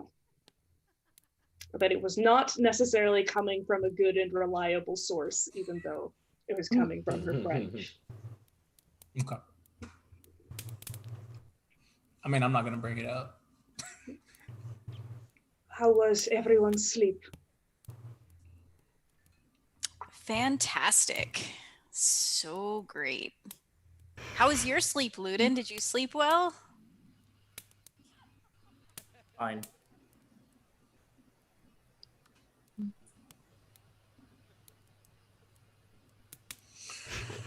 So, Well, some fresh air will probably do us all good. Let's wrap up and get on the road. Yeah? let's get it to go bag. Snonk getting a approves. Hey, Ludin, are you still coming with us? Yes. I I thought have you my own reasons to travel with the group, so. I'm glad. All right. I'm So gonna get the car ready. so you you pack up Eleanor and you prepare to leave. Who is going to be in the driver's seat and who will be in the cart? I would like to speak with Ludin while they're packing up Eleanor. Okay. I think I want to go help Samson. Okay. So He's gonna be in the cart. I'll help. Prayer's gonna. All right. Eating the cabbage in the back. I'd like to ask Prayer Yes, something, I but I'll stole do it some after cabbages. everybody else. Absolutely. Okay. I'll ask him. May I speak to you privately? Yeah. I'll take him somewhere relatively quiet, not like into the woods or anything. Where To murder it's him. not likely to have a super. Yeah. Certainly try. I wanted to say I can easily understand your reservations. I do not think that they are speaking completely openly with either of us. And I can understand your frustration. Urmir was very clearly lying to you and attempting to manipulate the conversation, but I am very pleased you will be continuing to travel with us. I do not. Are you a religious man? Not particularly. I know that the gods probably exist. Just growing up, it's never really about them that much. It was more about my family. And now that they're not here, I guess I'm looking for a new one. And it's kind of hard to entrust anyone with the same kind of trust that I had for those people. And this group is certainly not making it easy. It can be very difficult, yes. Yeah. I found my own family within the temple, so it is easy for me to urge you to follow a divine path or a calling. And that might not be something that you are interested in, which I understand. But for my family, the snowdrop, the flower that made you wet in the caravan, it represents challenge and hardship and the bullheadedness it takes to work through it to greater ends. And it has been foretold to me that this group will do incredible things together and save humanity and save the world and all those large things. And I suppose what I'm trying to say is I am very pleased you will be continuing to travel with us because you are a vital part of this. Thank you. And for what it's worth, I trust you the most in the group. Well, thank you. They are good people, I think. But I understand why you are frustrated now. Thank you. You all right? Okay. And Finn said that he wanted to have a conversation with Prayari. Yeah, so he runs up to Prayaria in the back as they're like getting ready, putting things in the carriage, and he's like kind of talking to her, and then he like peeks around the carriage to make sure that like Amir and Samson aren't looking their way, and so he starts chattering to her very quickly in Elvish, and he's like, Prayaria, are you angry at me? Are you angry at me? I think, okay, so that's good. At least someone isn't angry at me, because I think everybody else is angry at me, especially Ermir, and especially Ludin, and I don't know what to do, and I don't know what to say. I think I said something really bad, and I don't know how to make it better. Can you help me make it better? What do I do? I feel like the only way to make it better is to stop talking, but I don't know how to do that either. That's true. No.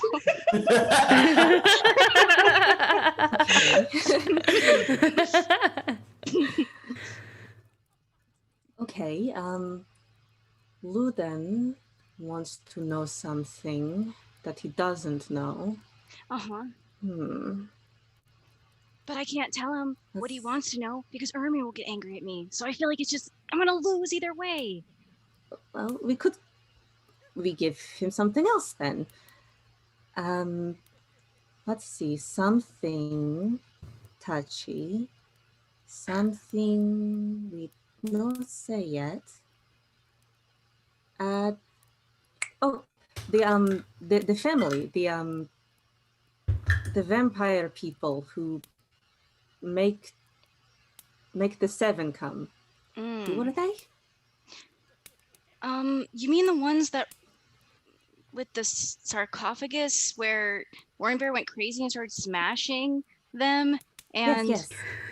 I don't remember their names, but well, that could be something that would be. It doesn't seem very personal touchy to to talk Ermir, about. though. I guess They are important family in the city, right? Maybe maybe we not tell because makes city look bad? I don't know. I know this is really difficult. I don't know what to do. I think I've dug a hole for myself and Irmer's gonna hate me forever. I don't know. Well, I don't think there's shame in admitting that something isn't your place to say. A respectable person would respect that. So you think I should be honest with him in that sense? I think. You look unsure. Ludin seems to be a touchy person. And Urumir is touchy about this. They're very sensitive. I feel like anything I say. And I don't want to make like Urmir cry or anything either. That's going to be really bad. The whole carriage ride there. I don't think he has any more of that left. Okay, well, maybe if I just tell Ludin that, no, well, what if he runs over to Urmir and just starts like asking him to tell him again? No, maybe I'll just say that it's not my place and Urmir will tell him when he's ready. That sounds good. Because he is very emotionally scarred. We stab him with knife.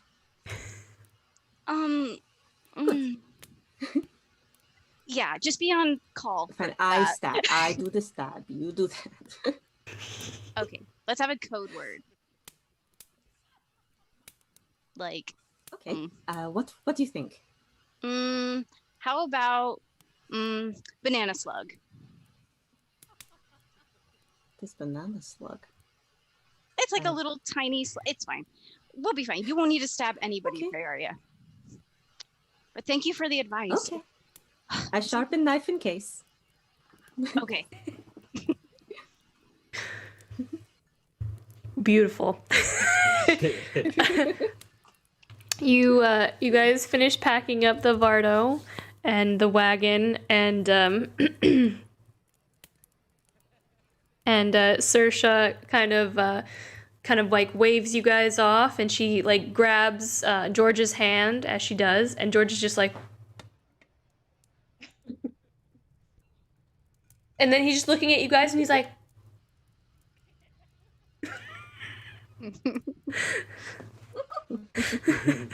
and you guys begin making your journey. You begin making your journey west. We're gonna take our break. Or no, I'm sorry, east. East, sorry. We're gonna take our break real quick. We decided to go back. We are gonna take our break real quick, and we will be back in just a moment. All right, guys.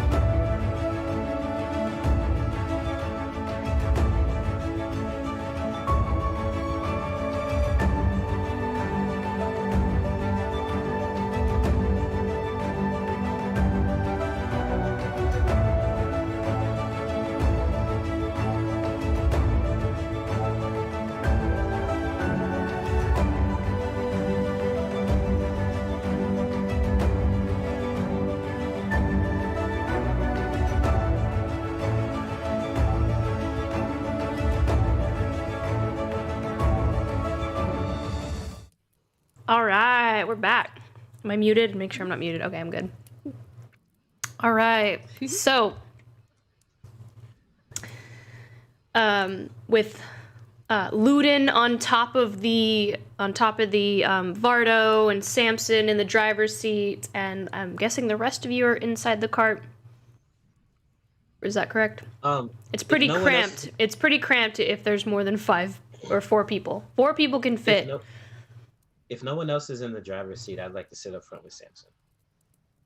That sounds about right. Yeah. Clara's gonna sit with her legs dangling out of the back of the Vardo. Okay. And Create a little more room. Yes. It is quite cramped for you, more so than anyone else, for sure. And you all begin your trip. Let's change it up here. Back to the snow. Back to the snow we go. So, as you all continue your travels together through this frosted road, your wagon leaving a trail behind you toward Digbrand, the Shepherd's Pass, and eventually the scorching shroud, a vast desert expanse where the city of Sable resides.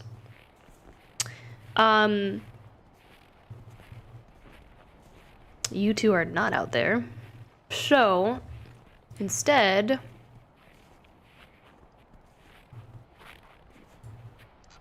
Oh, the passive perceptions are not as good as Hesperis and Finn.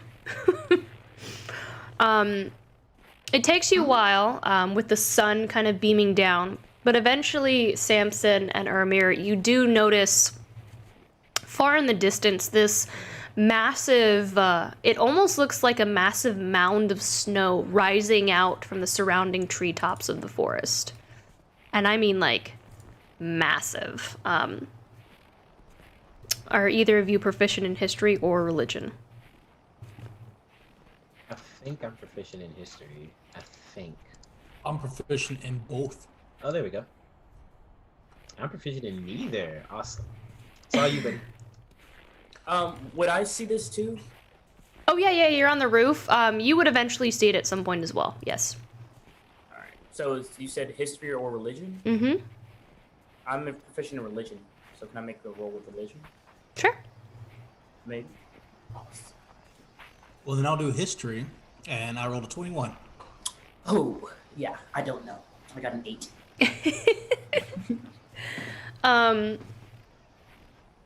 Samson, you immediately know what it is. You rolled for history. You know immediately what it is. You know the mortal perception of it as well. The more mortal side, for history's sake. It's said that these trees are the locations where the veil and the gateway to the Feywild is at its thinnest. Their magic and roots are very deep. No mortal knows how old these trees are. They are very few in number, and there aren't many of these trees left on the mortal plane. That is the history aspect. So it's a snow-covered tree. It is a Fey Right. Oak. Yes, it is a. Fey Oak. It's a Fey Oak. It is a Okay. massive. Like you can't really tell just how big it is at this point, as you're kind of like moving toward more east. But you know, Samson, when you get to it, like if you guys go over to it and get up to it, it's massive. We've like- been traveling for a couple days when we found this, right? Yeah, you've been traveling a few days. Look at the urban and I'll point to it and say, "You see that? That huge tree. Yeah. Yeah. What do you all call them over here?" Armor, you have no clue. You've never left the Cambria. Oh yeah, that's right. You call- only see trees. We call them trees. Okay. Well, I think it will be good for us to make an early camp today. Get some rest, stretch our legs a little bit, kind of get away from running in the Mardo all day. And I start driving us towards it. What time of day is it? Laura? It is probably about like 2 or 3. 2 or 3. Mm-hmm. Seems a little early to be setting up camp, yeah? Nope. We've still got a couple hours of sunlight. Do you want me to drive? Man. Man, I don't know if I'm gonna ask you. Have you read The Room in the Vardo recently? Inside Eleanor, people are what's the word? Tense. And it would probably be good if we would just take a little bit of time and maybe take the afternoon off of travel.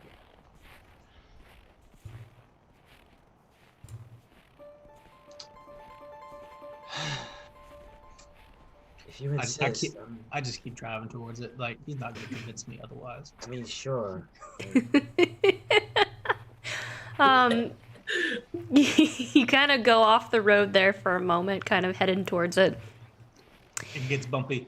It gets bumpy. It gets bumpy for the rest of you guys. And again, like, Fey Oaks are massive centennial oak trees. They're huge. I'm like, think the size of the Tree of Life at Animal Kingdom, but the branches are much more longer and curl over like a massive umbrella. I'm gonna holler back. I'll holler back to the squad and be like, "Oi! There's a Fey Oak out here. We're gonna make camp for the night." I know what a Fey Fey Oak Oak is. You do. You've never seen one. Let me see. Sorry, what did you say, Luden? Oh, I was gonna say it's a light out. We can keep going, right? No, we have to stop. It might be fun to see the Fey Oak. Might as well. We've never seen one before. Is it the thing with like the not having horses? You got to stop every once in a while and something like that. I mean, we are on a mission to save the world, aren't we? It's bad luck not to stop. At the Fey Oak. We don't want any bad luck. Can't do it. I turn my socks inside out.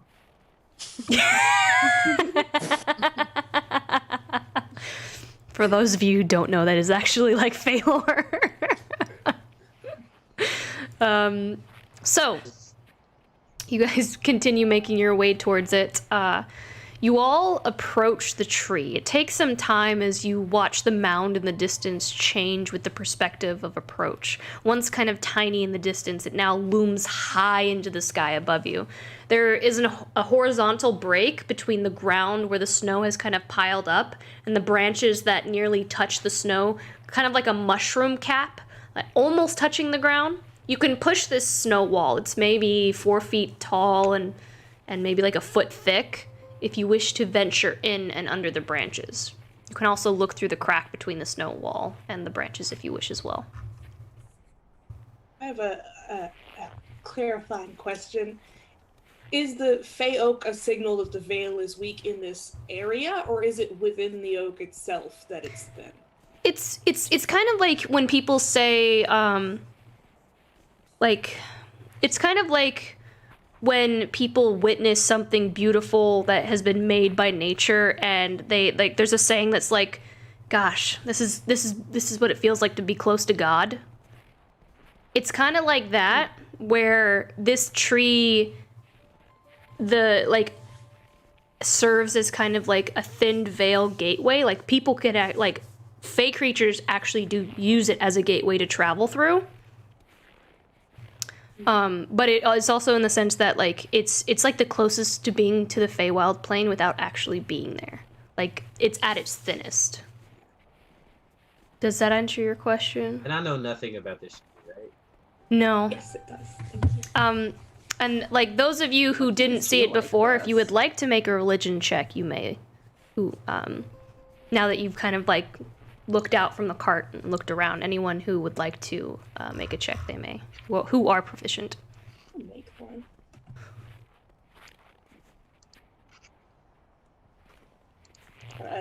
Dirty 20.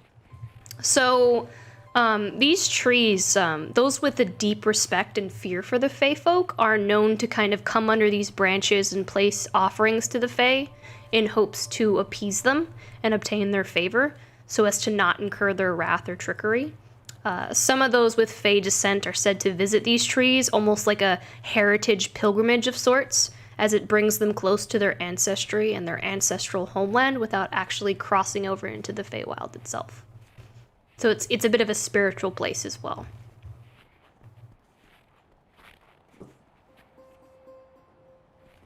It's really pretty. Right now, because you guys are standing outside of it, it just looks like this massive mound of snow. Like it is completely covered. But you can see there's a crack where there's, yeah. We gotta get underneath it. It'll be warm inside. Okay, is it okay to leave Eleanor out here? It won't be. I can stay with Eleanor. Killed all the bandits, didn't we? I feel like we can probably get Eleanor inside too. Yeah, you just have to knock the wall. Yeah, I'll just like, I knock it over. I just drive through it. You just drive through it. Poor, isn't Ludin on the top? Yes. Ludin, watch out! On the snowballs. Make a dex save, Ludin. Oh gosh. Or a strength save, actually. Make a strength save. Let's see. Strength. You drop back in the sunroof. That'd be Dex. Ah, yes, a 9. A 9. As like you're kind of sitting like you're kind of sitting there as Samson says it, and you turn around, and immediately this kind of wall of snow just pushes you off like a train going through a tunnel, and you like get pushed off and you fall onto the ground. Ha! Hesperis, can you know, I'm wet. Can you help me Yes, out? of course. I go to shimmy around Priaria, who's on the back there, and I hop off the back of the wagon, help you up, and Thank ShamWow you. ShamWow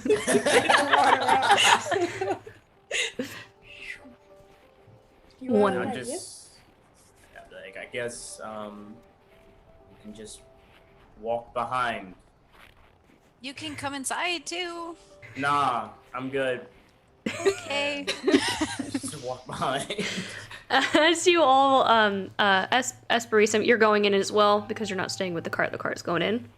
All of you. I'm walking in behind. Okay. As you all begin to make your way underneath the branches and the snow kind of like falling down from the disturbance of the cart, you see this inner working network of branches that weave and stretch throughout the entire canopy of the branches. The sun shining down through the layer of snow casts this kind of like ethereal like blue glow throughout the space, like a snow cave. And then every so often in the canopy, you noticed holes of various sizes where birds seem to have created and used them as an entrance and an exit.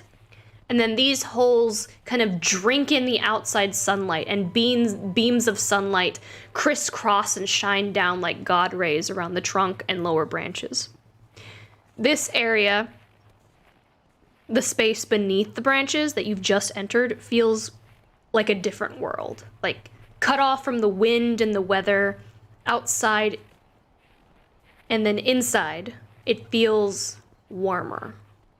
You see holly berries drip down in clusters like grapes on a vine, their beautiful red color kissed with flecks of frost.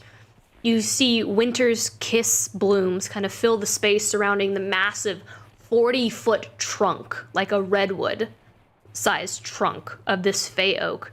The blooms are white with speckles of royal blue radiating out from the stamen. Finn and Hesperis, you notice a toadstool ring near the base of the tree. It looks like there's more, but you can't quite tell from this distance.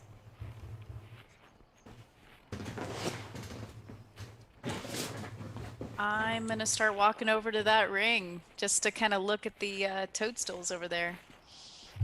Okay. I'm gonna go up to the as I park Eleanor, and I put the emergency brake on. Obviously, don't want to to roll away. And as we enter into the space, I think Samson's gonna get get a little bit wistful, I guess you might say, and like I'm gonna spend some time just quietly like observing and looking at everything from the side, and like go up to the trunk of the tree and run my hands along it, do some druid craft stuff, and just kind of be in the space for a little bit.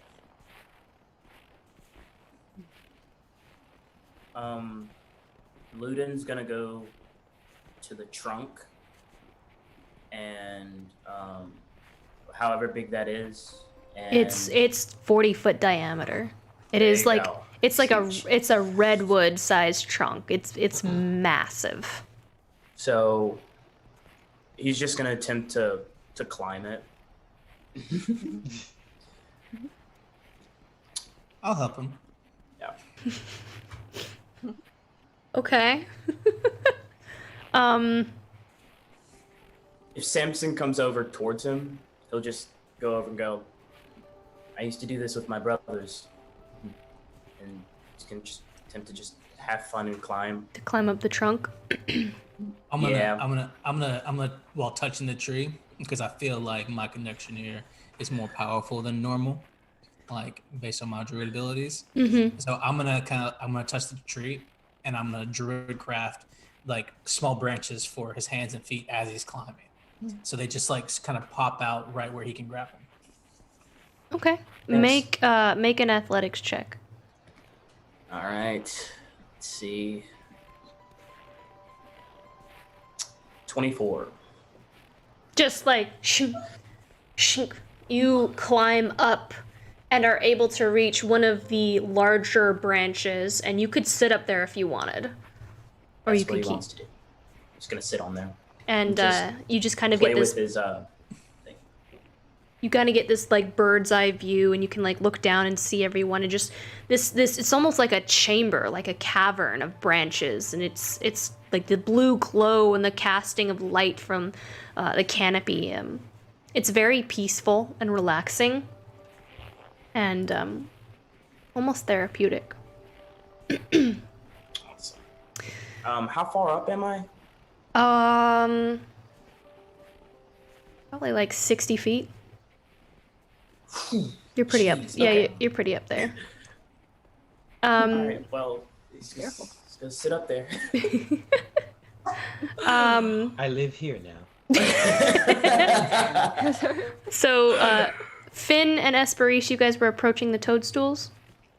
Hesperis is sitting next to the door. She got in through the hole, and then she just stationed right there. She's Okay. just watching everybody. Okay. Finn, you... So Go ahead.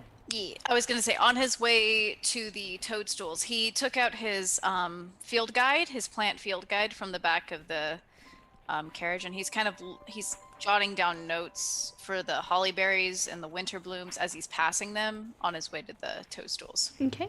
And Praeria And maybe and... pluck some too. Praeria, and Ermir, are you going with him, or are you staying behind? Oh, I'm Nah. definitely going toward the tree. Prairia's gonna keeping a close eye on Samson during all this. And once she sees that he's kind of engrossed in what he's doing, she's gonna find a spot in the roots and just kind of nestle down in there and begin meditating. Okay. You find a nice spot, and again, it's warm and it's calm.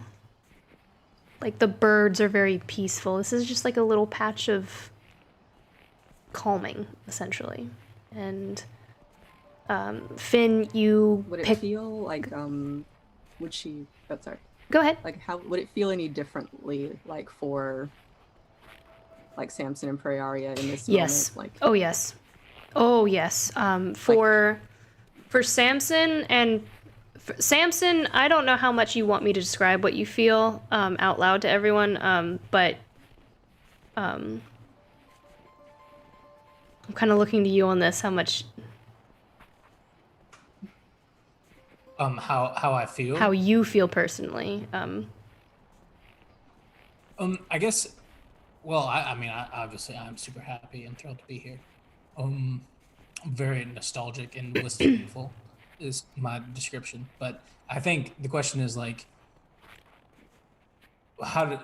does it affect Prioria and I differently? Yes. Like, do we feel something else? You feel, I mean, you both feel something completely different from each other, but it's both very, very strong, and you feel, Prayer, you feel at home. And you feel like there's something inside you kind of pulling that has kind of almost been awakened a little bit. That's always been there, but has been kind of asleep for a while. And it's like someone's knocked on the door and opened the door. And there's just kind of like this electricity. Kind of push and pull at that feeling. Yeah, there's like an electricity to it, and like kind of touching the tree roots, and you feel one with this location. Nice. Like you can almost feel and see like your ancestors and like where they came from being here. So yeah, she's definitely going to take this time to like analyze that and try and reconcile it with the new abilities she's signed up for. You definitely feel that too. You feel you feel a new sensation of that new presence as well. And it does feel stronger in this location. That new power. Finn, you pick up some of the holly berries and the winter's kiss blooms, and you take notes and just kind of examine. Do you pick up one of the toadstools? Do you touch it? I think initially he thinks it's very interesting that it's in a ring formation, so he walks around the perimeter and then he steps inside of it and he kneels down to... But before you do any of this, there's more to see as you approach it, so that may change what you're gonna do. Okay. Upon approach, there's a big sign that says "Don't get in the ring." Don't step on the mome rats, right? Upon approach, you see the ring is about 4 or 5 feet in diameter. It looks like various items have been placed within the ring. You see a wooden bowl of red rose petals. You see some topaz that is raw and uncut. You also see a bundle of a variety of dried plants tied with a string. And you can inspect it if you want, to see what is tied up in it. Yeah, okay. So, yeah, if that's the case, still gonna try and step in and examine the circle.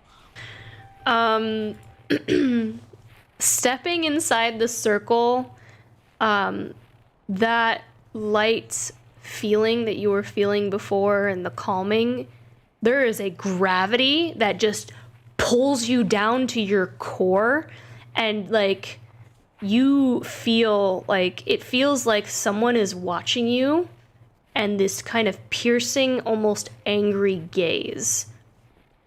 And your like the hair on the back of your neck just kind of prickles a little bit. And your emotions just bottom out. Do I see Finn doing this? And do I see Finn doing this? Yeah, I mean, yeah. If you're like, yeah. I mean, do I see that it's a ring and everything? Yes. Okay. I'm gonna leave my pouting spot near the door then. Are you heading towards? Yes, I am. Finale, I think a very lovely spot. I think you should take a step outside. Okay. He's gonna step quickly backwards out of the ring. What? You immediately feel that change. Oh, what was? You haven't done anything wrong. I want to say that. For once. Don't feel that way, I know. This is, I think, a Fey ring. What's that? You know the Fey Wilds, what that is, yeah? No, kind of. I mean, I've heard Samson speak about it. Does he have a connection of some kind? I think so. He hasn't talked too much about it, but I've heard the word being passed around the group. Okay. Well, I know a little bit about it. I believe, and I may be wrong, he might know more than I do. Oftentimes these rings are where people who have Fey ancestry or people they love among the Fey will leave gifts and things to go to the other plane. So when you step in the ring, it is like you were saying, and I am the gift. Come take me away to the Feywild. Maybe. Oh. I don't know if that was... I could be wrong, but that is my understanding of what the ring is for. So if you just put stuff in that ring, you can go there. I don't think so. I think it's like if you put something that was not mail into a mailbox. It's not that they would deliver it the same way. They would just be, oh, somebody puts poop in the mailbox or something, and that they would not send it along. It's just I do not know how to explain. No, I'm not trying to say you are poop, obviously. Yeah, I'm like, first I'm a gift, and now I'm poop. I do not always choose the right words. I'm trying to say you are not a small bundle of flower petals or something, the normal kind of thing one would send through a ring. Okay. I mean, I guess that kind of makes sense. I guess it's a good thing I didn't put these holly berries down into the ring then. You can if you like. I You don't have to. I don't really want to go wherever that is. I didn't. You both can.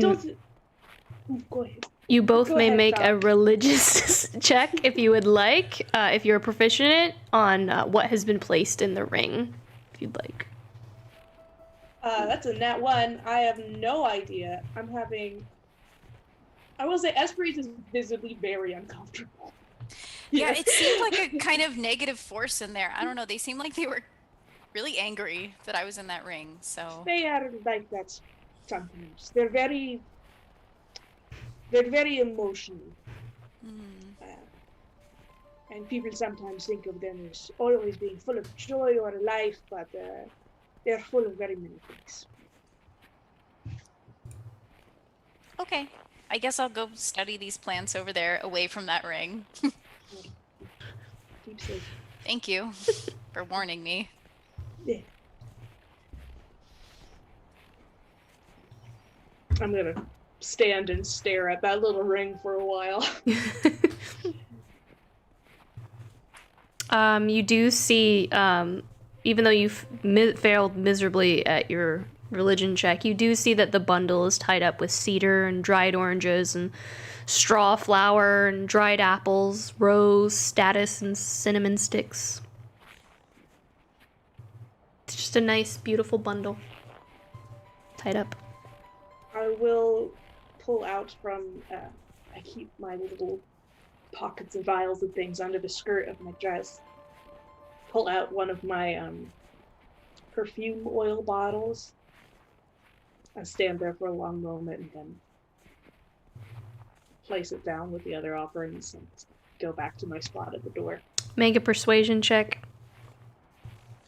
I have advantage on all persuasion checks. It's a good thing. Oh, very much so. This could be a problem for Finn later, so... I have a 16. Okay. I'll make a note of that. I didn't roll anything over 10. So. It's nice knowing you guys. Goodbye. All right. You guys, Is Luton stuck in the tree now? that's a good point. So I have 50 foot of hemp and rope, and what I'll do is, if all of my like handholds are gone, I will try and wrap it around the branch, and then tie myself to the other side, and then I will take out 2 arrows, and then try and work my way down. But if I fall, I know that I like. You said I was 60 feet up. You're gonna take out 2 arrows and like. And I've like already tied myself to like the branch, so if I do fall down, like I'll probably take like some fall damage, but I don't even have enough rope to reach the ground. But I think I'll be like 15 feet up in the air. Okay. Make an athletics check for me. All right.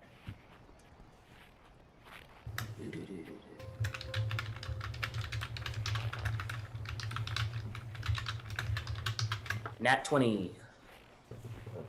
Ching ching ching ching ching ching ching ching, and then you just kind of like do the whole like Assassin's Creed like, and then land on your feet at the bend, with an arrow still stuck in the tree. And if Samson's still there, I'll be like, oh man, I miss doing this kind of stuff all the time. And I'll cut the rope off, and then I'll head back towards the Vardo. But as I'm leaving, I'll be like, I need more rope though. I'm gonna look up at all of the vicious barbaric holes. I was like, you better, Daniel. that he just put in this glorious tree. I was about to say. As Ludin is walking away, I'm gonna cast Sapping Sting on him. I need to make a Constitution saving throw. All right. Samson kind of catty, huh? About this tree. I was about to say, I was like, oh my God, Samson, I swear to God. Magical tree. 21. Y'all are so messy. 21. 21. Nothing happens, unfortunately. Nothing happens at all. No. Just the burning gaze in the back of his head is what's happening. That's what's happening right now. He doesn't sense it at all. He's happy. Samson helped him out. It was all good. It's all good. It just makes him fall over. Like, it just makes him like trip. But as I reach over and I'll druidcraft I will druidcraft the tree and repair it, where this monster has done this to the tree. And then I'll turn into a bird and fly up and undo his knots like the monster that he is. Oh, if he hears the rope fall down, he'll turn around and go like, "Oh my God, thanks, Samson!" And he'll run and grab the rest of his rope and then put it back up and then go back towards the Vardo. I just regular trip him this time. Just going away. Make a dex save, Ludin. Okay. Saving throw. 17.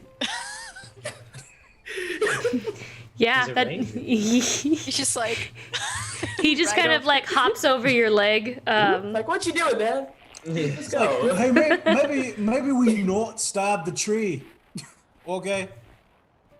I mean, it's just a tree, right? Oh, okay. No, okay. First of all, it's not. Second of all, I thought we were all under the same impression here. Quick announcement, everyone. Please don't break anything, destroy anything, or if you feel like something looks weird, you should ask myself or Peoria first before you do anything with it. That'll ensure our safety throughout this evening. Ben's gonna look down at the berries and the flowers in his hands and like try and put them back in the grass. Stealth. It's still night out. Are we planning to spend the night here? Oh yeah. Why? There's no better. Why wouldn't we? It's safe. It's warm. What you just said did not sound safe. What's just wrong don't- with this place? Well, just don't break anything, okay? It'll be fine. We're guests for the evening. Just please don't break anything, and you'll be all right.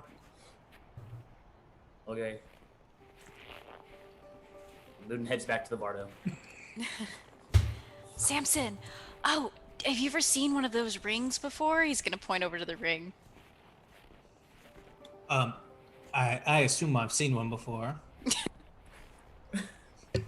Yeah. Yes, you have. Is it an altar? An offering ring? Yes. Mm-hmm. Okay. You know what it is. Just from looking at it, because it is so related to you and your character. It looks to be a solstice burn bundle with the topaz and the rose petals. It could be to honor the turning seasons and hoping that the next turn of the solstice will bring happiness and good fortune. Mm-hmm. So I say to Finn,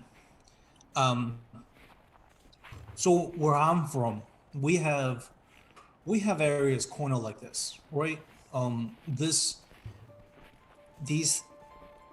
These Fey trees, they exist here, of course, but there are far more of them where I'm from, right? And when we're on this side, there's a transition, right? There's power that moves from the Feywild into the material plane, and for the people over here who don't, well, religious types like yourself, people who don't understand how real magic works. They think that if they, make offerings and things like that, that the magic will go in their favor and it would be good. And it's just a fun little rituals things that people have done, and so that's what's happening here. So when you put something into the ring, it becomes a property of Feywild. It's like a gift. And can you go back there through that ring? Oh, I don't think so. Yeah. You're just giving something to them. Yeah. Well, and we're gonna have to give something too for a night's stay here. I'm thinking about making some holly wreaths. Have you ever done that before? Just little crowns. I'd love to learn. Well, I stepped inside and it seemed like something was really angry at me. And I don't know if it was because I was stepping near the stuff that people were giving them or what. When Finn says that, I will calmly reach over and help push his jacket off and say, "You gotta turn that inside out right now." And I push it up. What? Yeah. What do you? Yeah. You put your jacket inside out. Oh, okay. Yep. Why? Right now. Yep. I didn't. All right. Turn it inside out. Turning it inside out. All right. It looks really dumb now, but I'll put it on. It does, and that's on you. That's on you. But now they won't be able to follow you. Really? Yep. Does that work for like everybody? Like all Fae? Yeah. Kind of crazy, right? Huh. Yeah. Yeah, but that is pretty weird. It'll keep them off you. It'll keep them off you for a little while. At least till tomorrow. Wait, I was gonna say, do I have to wear it inside out like forever? The rest of my life? It just keep them from finding you. Okay. But once we're far enough away, they won't come looking any further. You should teach me to make one of those crowns. Yeah. I think Priori wants to make some too. So, I will try to gather up some holly and some holly branches and stuff. Ermir likes making things. Maybe he can come over and help us make them too. I agree. Well, shoot. And I will gather as much holly as I can to make some crowns with. And I'm gonna try. I'll say, "Well, Finn, why don't you go get Uri, and I'll go meet you over there with Priori." Can't you? I mean, okay. And then I go find Priori and sit down. Finn's gonna shuffle She's been around deep a in little bit. meditation state. Good old Finny boy. Where's Snonk? Oh, good question. He was probably in. He's probably Just let him sleeping. run around. He's probably like Okay. sleeping in the, in the caravan or something. All right. God, Well, please be sleeping. Ludin will go into the Vardo, and if no one else is at the Vardo, he will cast Speak with Animals on Snonk. And he would like to talk near to the Snonk. Vardo. I mean, But yeah, I would have Urza's left near the when people Vardo. started weaving. Wait, you said Ermir's in the Vardo? He's near the Vardo, yes. Oh, I'm inside the Vardo. Like, I'll close the door. If the door's closed or whatever. Close the door, Can I, close the can I windows, make a lock perception everything. check? It would be I your mean, if... it would be your passive perception. I mean, if are you trying to be sneaky or something? No, I mean, like, regardless, I don't think he'll be able to understand what I'm gonna be saying to That's true. Snonk, so I don't care too much. Sure. You see him go in there and shut the doors. Okay. Yeah. So I will cast I kinda- Speak with Animals. I kind of lean over a bit and And Snonk. I speak in Snonk language, and I just ask, I go like, "Hi. What's your name?" Snonk. He just kind of like sits up and he looks at you like seeing that you can speak to him. And I'll be like, "Hi. I'm sure that you've noticed that I am a part of the group now. My name is Ludin." Snonk see, Snonk watch, Snonk think. Oh, well, that's very interesting, Snonk. You know, I learned this trick on a farm. I used to talk to my friends. They actually looked a lot like you. So how long have you been with this party, Snonk? He looks confused by your question and the concept of time. And he's just like, he doesn't know how to answer. That's cool. He figures, like, yeah, that sounds about right. He goes like, forget about that, Snonk. Time? Forget about that one. Wait, time? So, like, how big were you when you first met with your owner? Or your friend? Snonk small. Wait. And how big are you now, Snonk? Snonk small. Okay, so no. Okay, that's cool. So then he looks back and he goes like, so, Snonk, what's your impression of everyone here? What do you think of everybody? Like the guy with the weird arm, what do you think of him? I'm the guy with the weird arm. Sad face is sad. Sad face look at Snonk sometimes while Snonk eat. Snonk show sad face how to eat. Eat makes Snonk happy. Snonk show sad face how to eat. Snonk try hard, still try. Sad face still sad, still try. Wait. Wait. Oh my god. Oh, wow. Well, I'm sure Sad Face appreciates it, Snonk. I kind of love it now. What about... You can't eat it. Oh. What about Finn, Snonk, the one that carries you around all the time? How do you like them? It takes him a second like to figure out who you're talking about, and he goes, Food hand. Yes, Snonk Food Hand. love food hand. Food hand love Snonk. Make Snonk happy. Stay with Snonk. Food hand give food and say words to Snonk when food hand stare long time at leaves.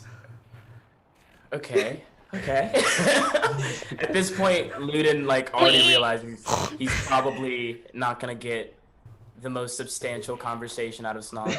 But I mean, he's already started the questions. Please keep so talking. Tell me what happened in the undersea. And so he's gonna ask. He's just gonna, I guess, round out for the rest of the party. He'll be like, so what about the other one with the horns? What do you think of them, Snonk? He drives the cart.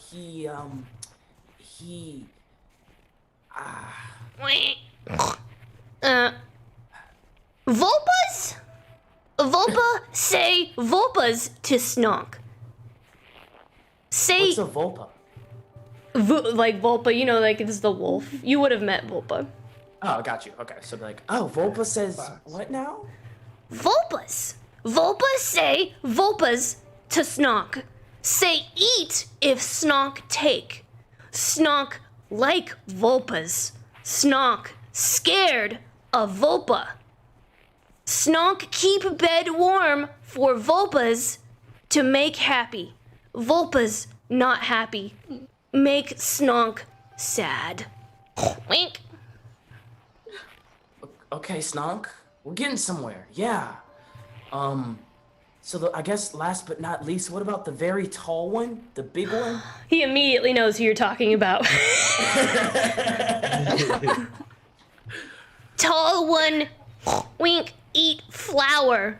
Tall one, eat many flour. Tall one, not share. Snonk, sad. Tall one, not share. Okay, well, all right, Snonk. Wink. I think I want to be your friend, Snonk. Is that okay? Snonk. Okay, so then he's gonna cast Goodberry real quick, and he'll be like, so Snonk, what if sometimes I get to see what you see and hear what you hear? Would you be okay with that? I'll give you a berry. Snonk want food. So are we friends, Snonk? Snonk want food. Wink. So he will give Snonk the food, and just to test it out, he will pet Snonk as he's petting him, and he's gonna cast Beast Sense on Snonk as well, so he can see through Snonk's eyes and hear what Snonk hears. You hear the of him eating the berry. Cool. And you So definitely he's just gonna make sure that works as well as he thinks it will. And even though he's hearing Snonk, he's just gonna like say a couple of words in common to see if he can understand them. So he can be like, "Do you like it, Snonk? Is it good?" So just basically hearing through Snonk's ears if he can understand the common words that are coming out of his mouth. I don't know if that works. Or I don't know if that does either. I feel like we just went into another layer of like Inception. We'll leave it alone for now. Okay. We'll play around with it. But so he's made I'll sure have that to it think of works. that one. That's okay. He's gonna make sure that he's hoping that him and Snonk are now friends, and that Snonk would be a quote unquote willing creature. And then he will cast 3 more Goodberry slots, and then he will give them all to Snonk and be like, "You're my best bud."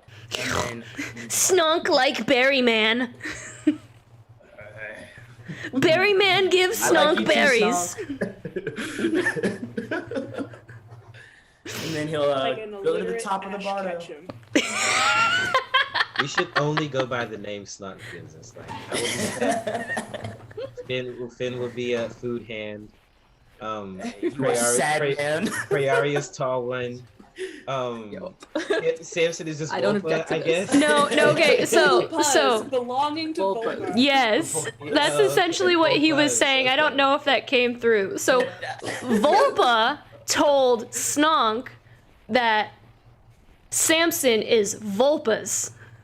So Snonk thinks that Samson's name is Volpa's.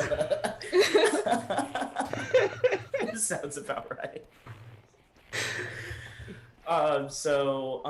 As he walks out of the Vardo, he'll be like, "You know, Aramir, I feel like you should be a little nicer to Snonk. And that's it. And then he just walks back and gets walks back into the Vardo and lays down.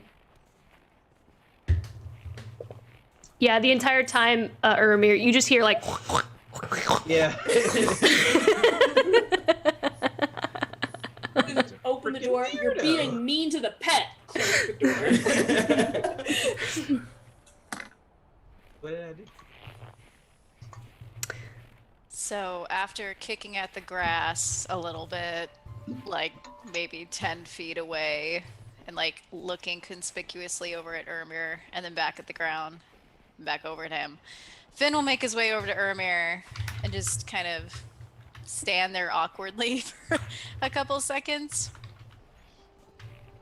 Yes. Would you like to join us over there? We're about to make holly berry crowns. Samson's going to teach us how.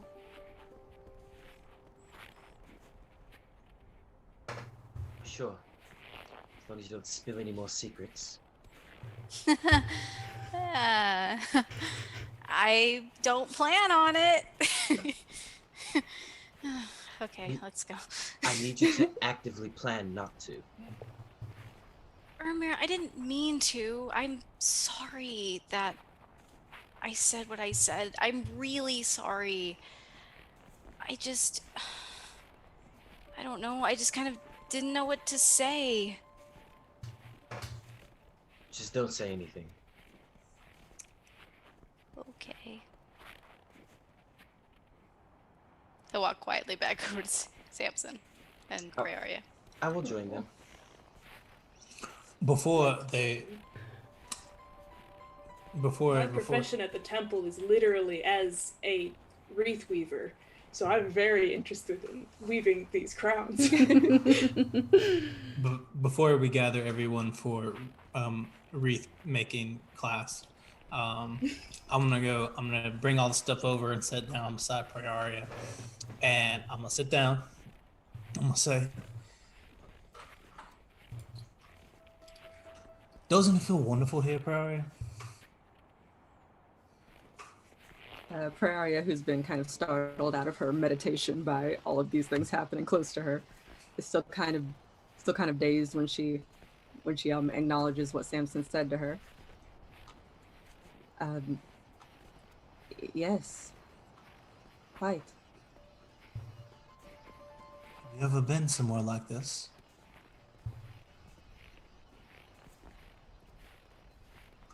Not for a long time. I didn't know what it meant then. Not really.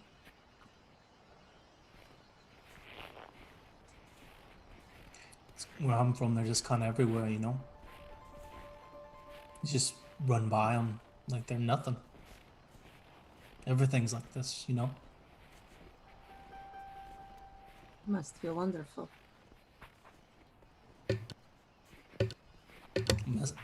I miss it.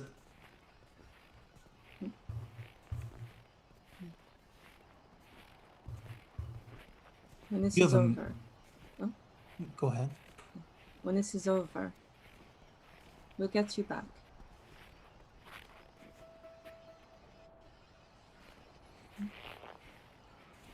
Sometimes I wonder if I've been away too long and it won't be the same when I get back. And I'll take some of the holly leaves and the holly branches and start separating them out for our friends. And I'll say, you ever miss home? Always. I think it's worth trying if you can go back.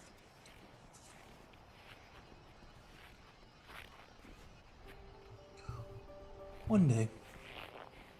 There's lots of days. It's not like I'm gonna run out of them, you know? I think that, are you ever gonna tell me how you're connected to this side of things? Huh? Just kinda- blood.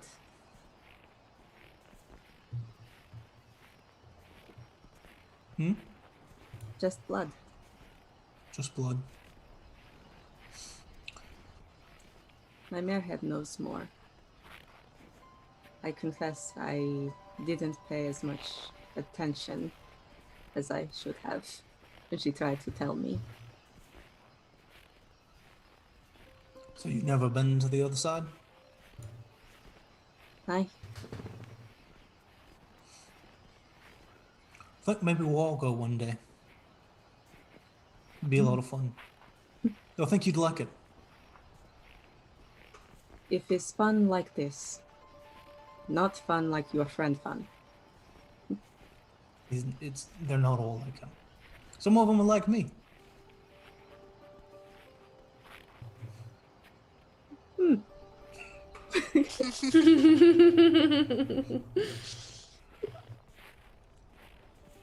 I think, have you ever made a holocron before? Make crowns of many things. Well, then, specifically, this one keeps you from being enchanted. Where I'm from, you get the glamours get going too much for the mortals and they can't handle it. So just wear one of these and you're kind of immune to all that stuff. I think we'll have them here for the night, and then in the morning we'll leave them here for the next people to come by. It'll be good for them. A kind gift. We gotta leave something for whoever comes next. Yeah. Agreed. And I will, as we get in our kumbaya circle of holly crowns, I will definitely show all of these material plane people how to make a crown of holly and wreath weaving. Did you come over, Reese? I did. I imagine you're probably better at this than I am. She's watching very respectfully. She will match exactly what you do. But she still looks very uncomfortable. She weaves things together. So,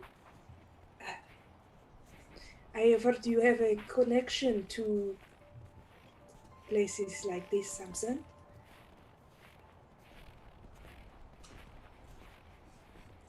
You could say that. And then I'm gonna spend the next 30 minutes reminiscing about everything I know about the Feywild, about this place and how they're connected to the Feywild, how I'm from there, about how you turn your socks inside out, the holly crowns. I'm gonna talk it all, everything that I know, just like a child telling the story about their trip to Disneyland, all the stories, and I'm gonna tell it all, and I'm gonna tell it true, and everything that you've ever heard about the Feywild and all that stuff. And my time. Lauren, does it match up with what the elders told me and what I've read about the Fey? Yeah, but more so. Things that he tells you, things that you didn't know about.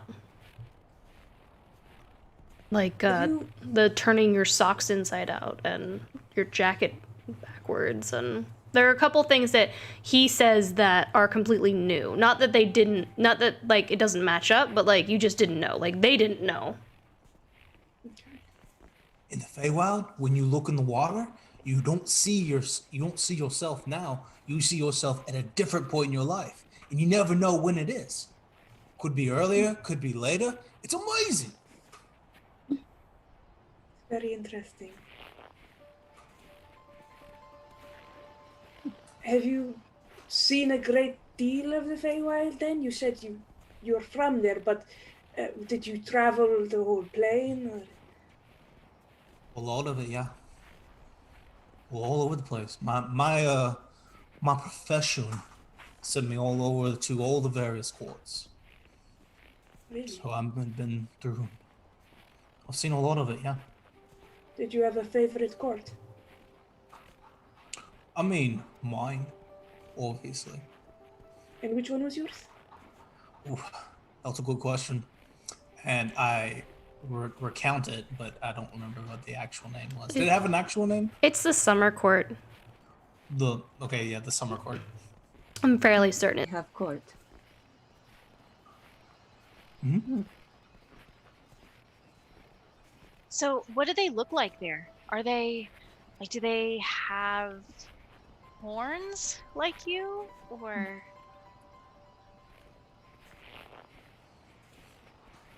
They all look kind of different. It all depends on who you are.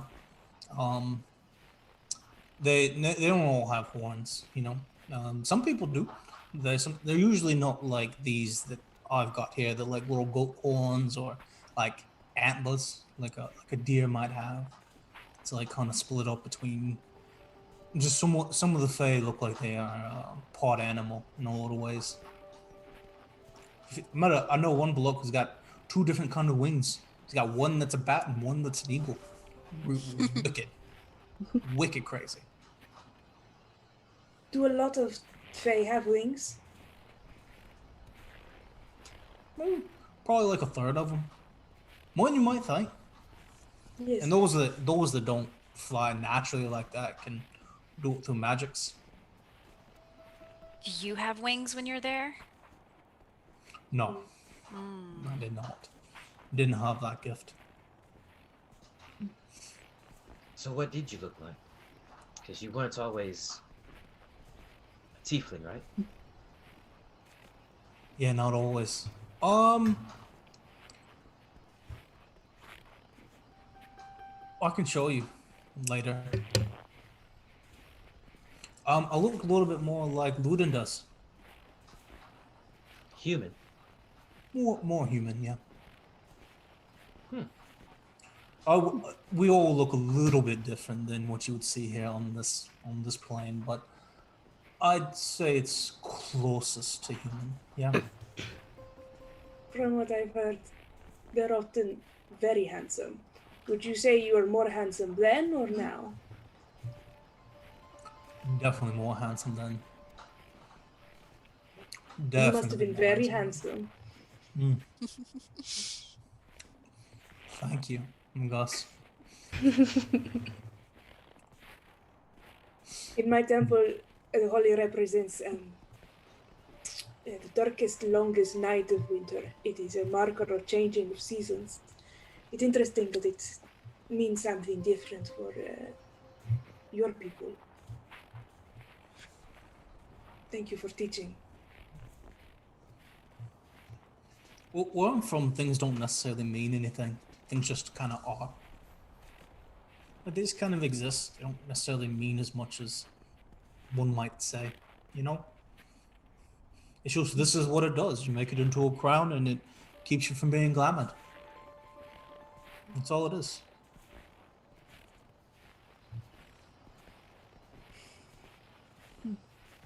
Sounds boring. Thank you. What You would like it. You would like it a lot, Prayer. We'll all go. It'll be great. What do you miss most?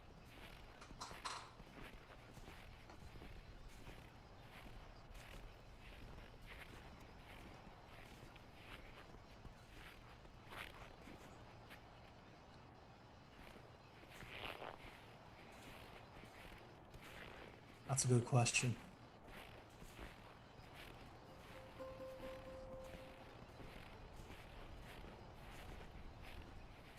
When you miss so much that you can't feel, it's hard to decide what's the biggest part of that whole, you know? Like, the gap is so wide and vast that it's hard to tell what's specific, you know?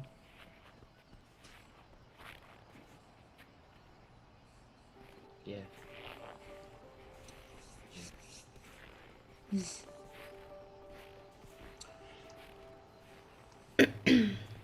Anyway, the fruit tastes sweeter over there than it does here. And, yeah. That's why you don't eat. Food is better at home. Food is better at home. everything here is kind of garbage. So, how long's it been since you were home?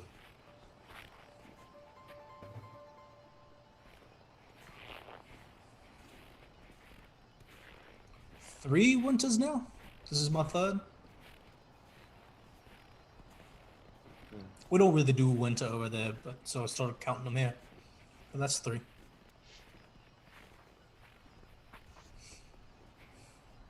No, winters must be nice.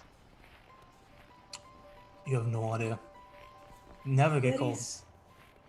There is winter though, isn't there? You just walk there.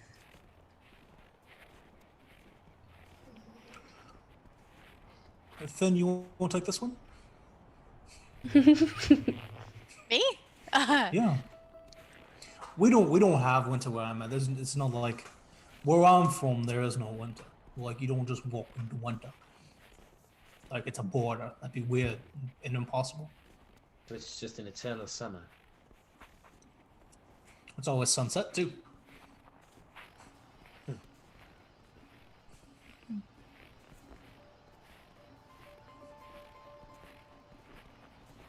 So are we going to wear these crowns to sleep? To concerned about glamour? I put mine on. I put mine on.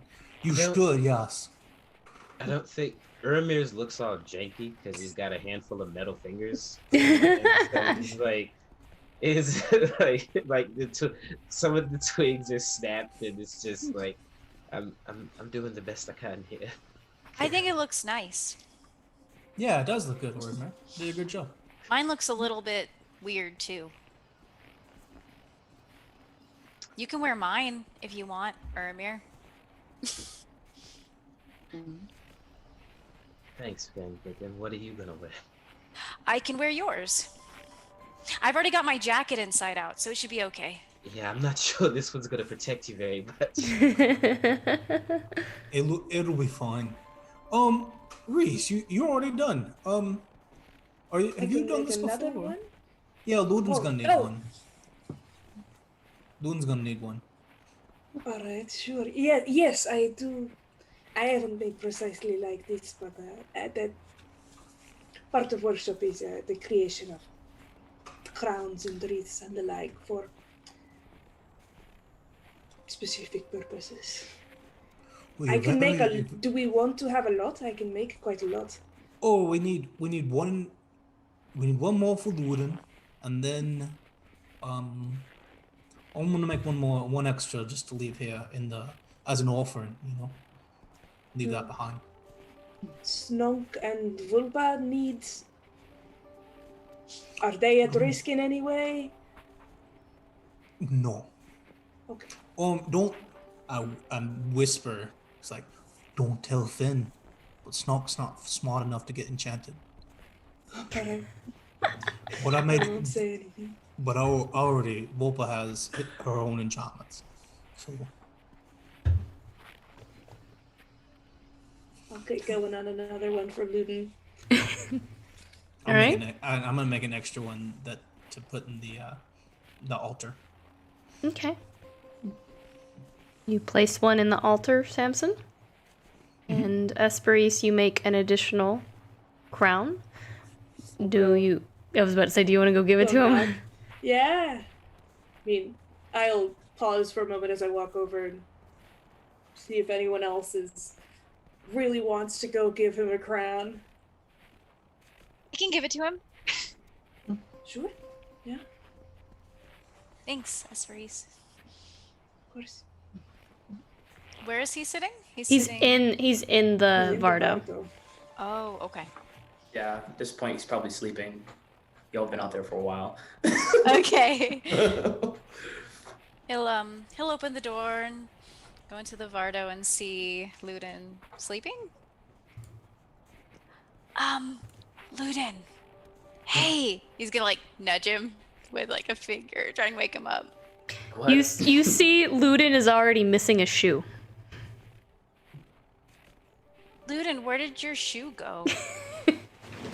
Okay, very funny. Where's my shoe? I didn't take it, I swear. I'm actually serious this time. I'm telling the truth. I swear this don't- party gets Nobody- weirder and weirder. Well, What do you want? we made you. Well, actually, Hesperis made you this crown. It's a holly crown. Here, and he puts it on Luden's head. It's to wear. He frowns. He just has a frowning face. So that you don't get enchanted while we're here in the tree. By the What? Fey. Well, Why are we here? hey, listen. So he's gonna sit by Luden on the bed. Samson and Freya are feeling really nostalgic right now, and I don't know if we should really, interrupt that. So we're gonna spend the night here, and it's gonna be fine because we have these crowns.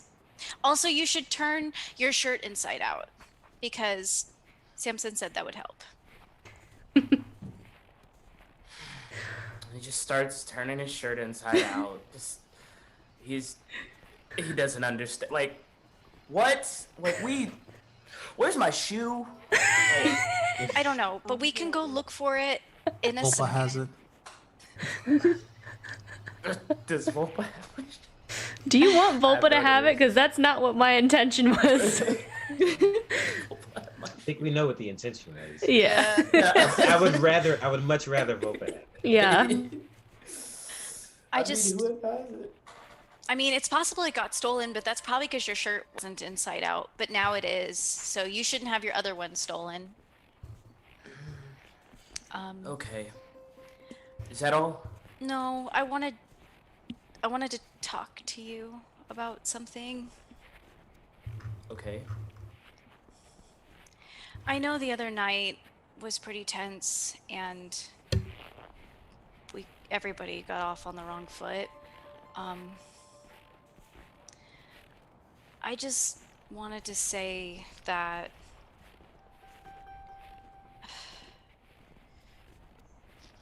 yes, Ermir knows things about what happened in Lacambria, but please be patient with him.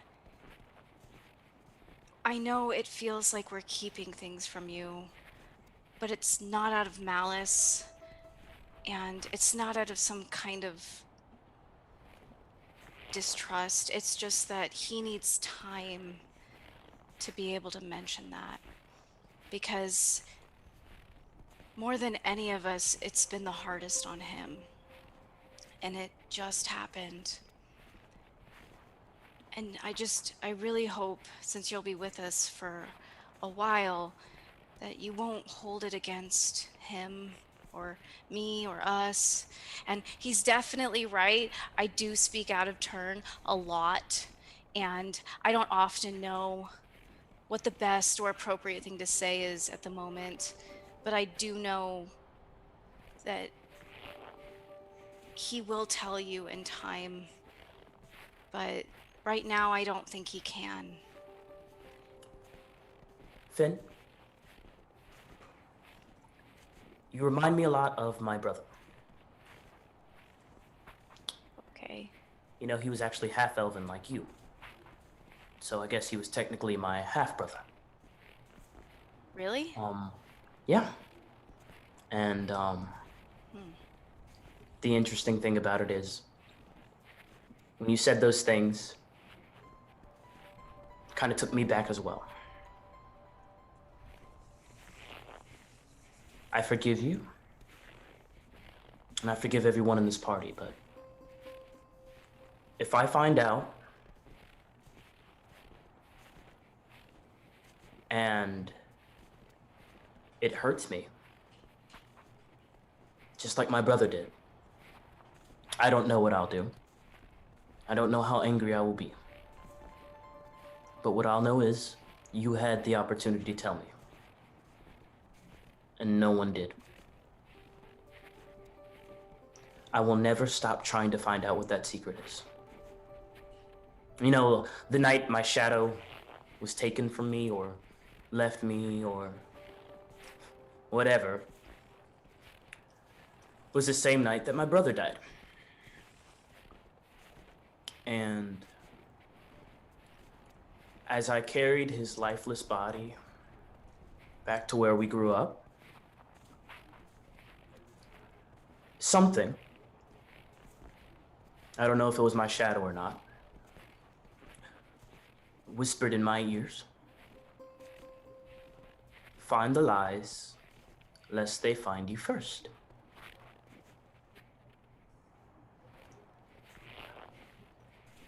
I don't know why my brother hid the things that he did for me.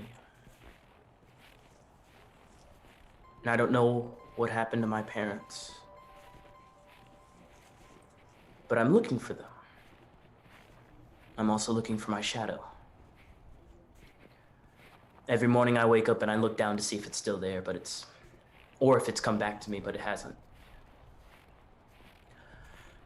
So what I'm left with is a mission.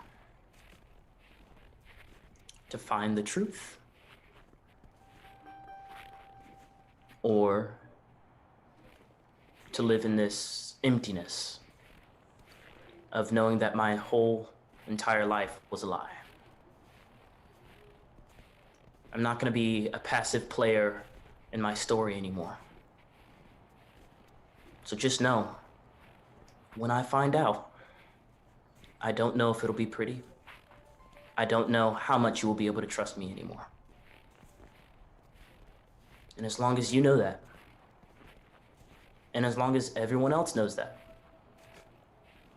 keep the secret, but I will actively try and find it.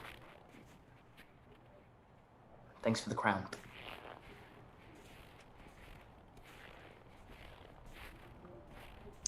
Finn's going to get up and leave. He's going to nod, but then he's not going to say anything else.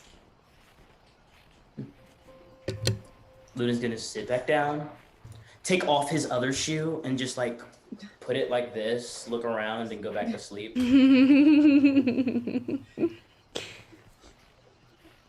Do you all take your long rest, or is there anything else that you would like to do? Loaded! What? I hid your shoe. Come out here.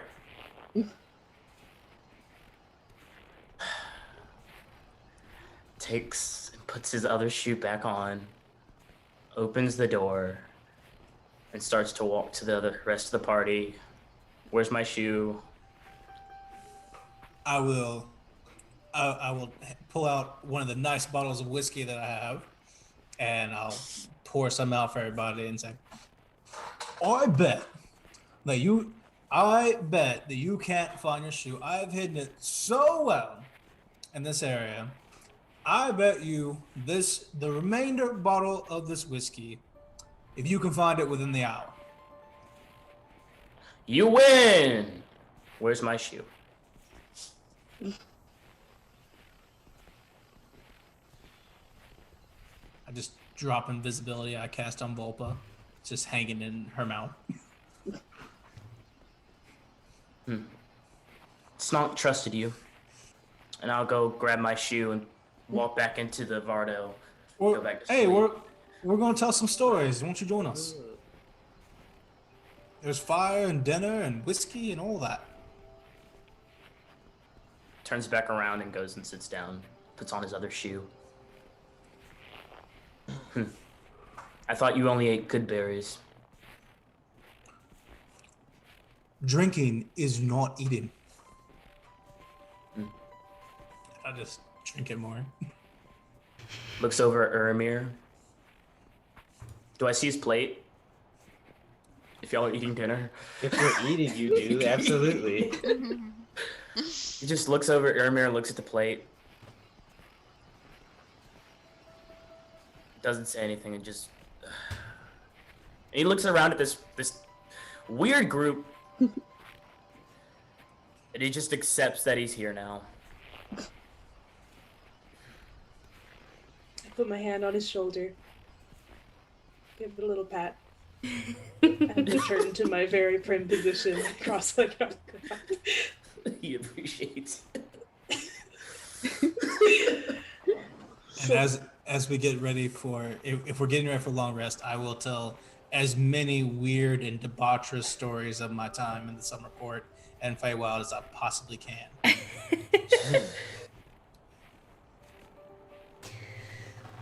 Hesperis seems very interested, but also faintly disgusted. But she keeps the polite face. And I think that is a great place to stop this evening. As you all listen to Samson's debaucherous tales, and you sit there with your wreaths of holly berries on your heads. To anyone who would wander in, like, that would be interesting. Almost half of you with your clothes inside out, and just drinking and enjoying each other's company. For the most part. So, Yeah. for the most tension. there's still a lot of tension. It's less tense than it was. There's still a lot of tension, just maybe not quite as much. Let's see. Well, Daniel finds us someone to raid. I'm gonna say thank you to the people who followed. Thank you, Lunar Tulipa. Lunar Tulip. A. Thank you. Thank you, Lunar Bridge Bro. Thank you, XQC Dog Food, for the follow. Thank you, Hatcher Actor, for the resub. Thank you, that Dant3. They're using a number 4. That D4, not 3, maybe. Thank you for the follow. Thank you, Danielle Lenoir, for the resub. She also said, yes, sell her the cabbage. Thank you, Alec the Bard, for the follow. And thank you, Molly Bensell, for the follow as well. Let's see.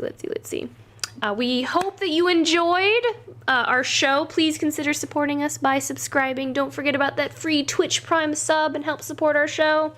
If you would like to get access to all of our homebrew stuff as well, you can support us on Patreon, as well as get access to our VODs that go on our Patreon the day after. And then we also have our other shows, Twisted Veil on Tuesday. That'll be tomorrow at 7 p.m. Central Standard Time. You'll get to see Deanna again. She plays Nemo in Twisted Veil. We also have Iron Valor on Wednesday at 7:30 p.m. Central Standard Time, where Daniel is actually taking Brandon. I think Brandon's the only one in Iron Valor in this show. Yeah. Brandon and, of course, the rest of our team with Iron Valor, they're doing Rime and the Frost Maiden right now. A little mini campaign, and they're going through that.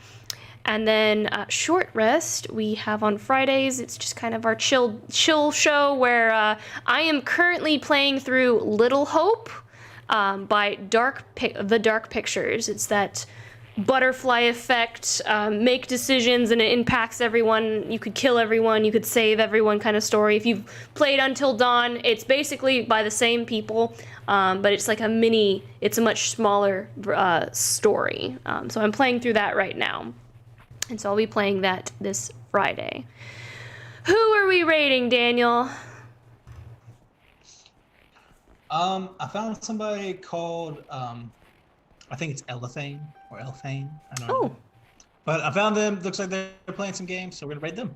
All right.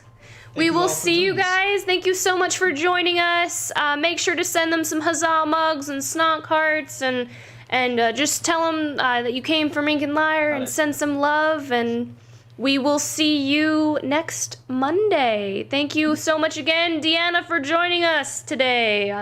Entering our campaign. And forever. And forever. And forever. Part of the weirdness now. Be a part of the weirdness and the lies and the deceit. Oh my god. All right, we will see you guys. I just rated. You did? Okay. Well, hold on. We are still, let me go to the stream ending.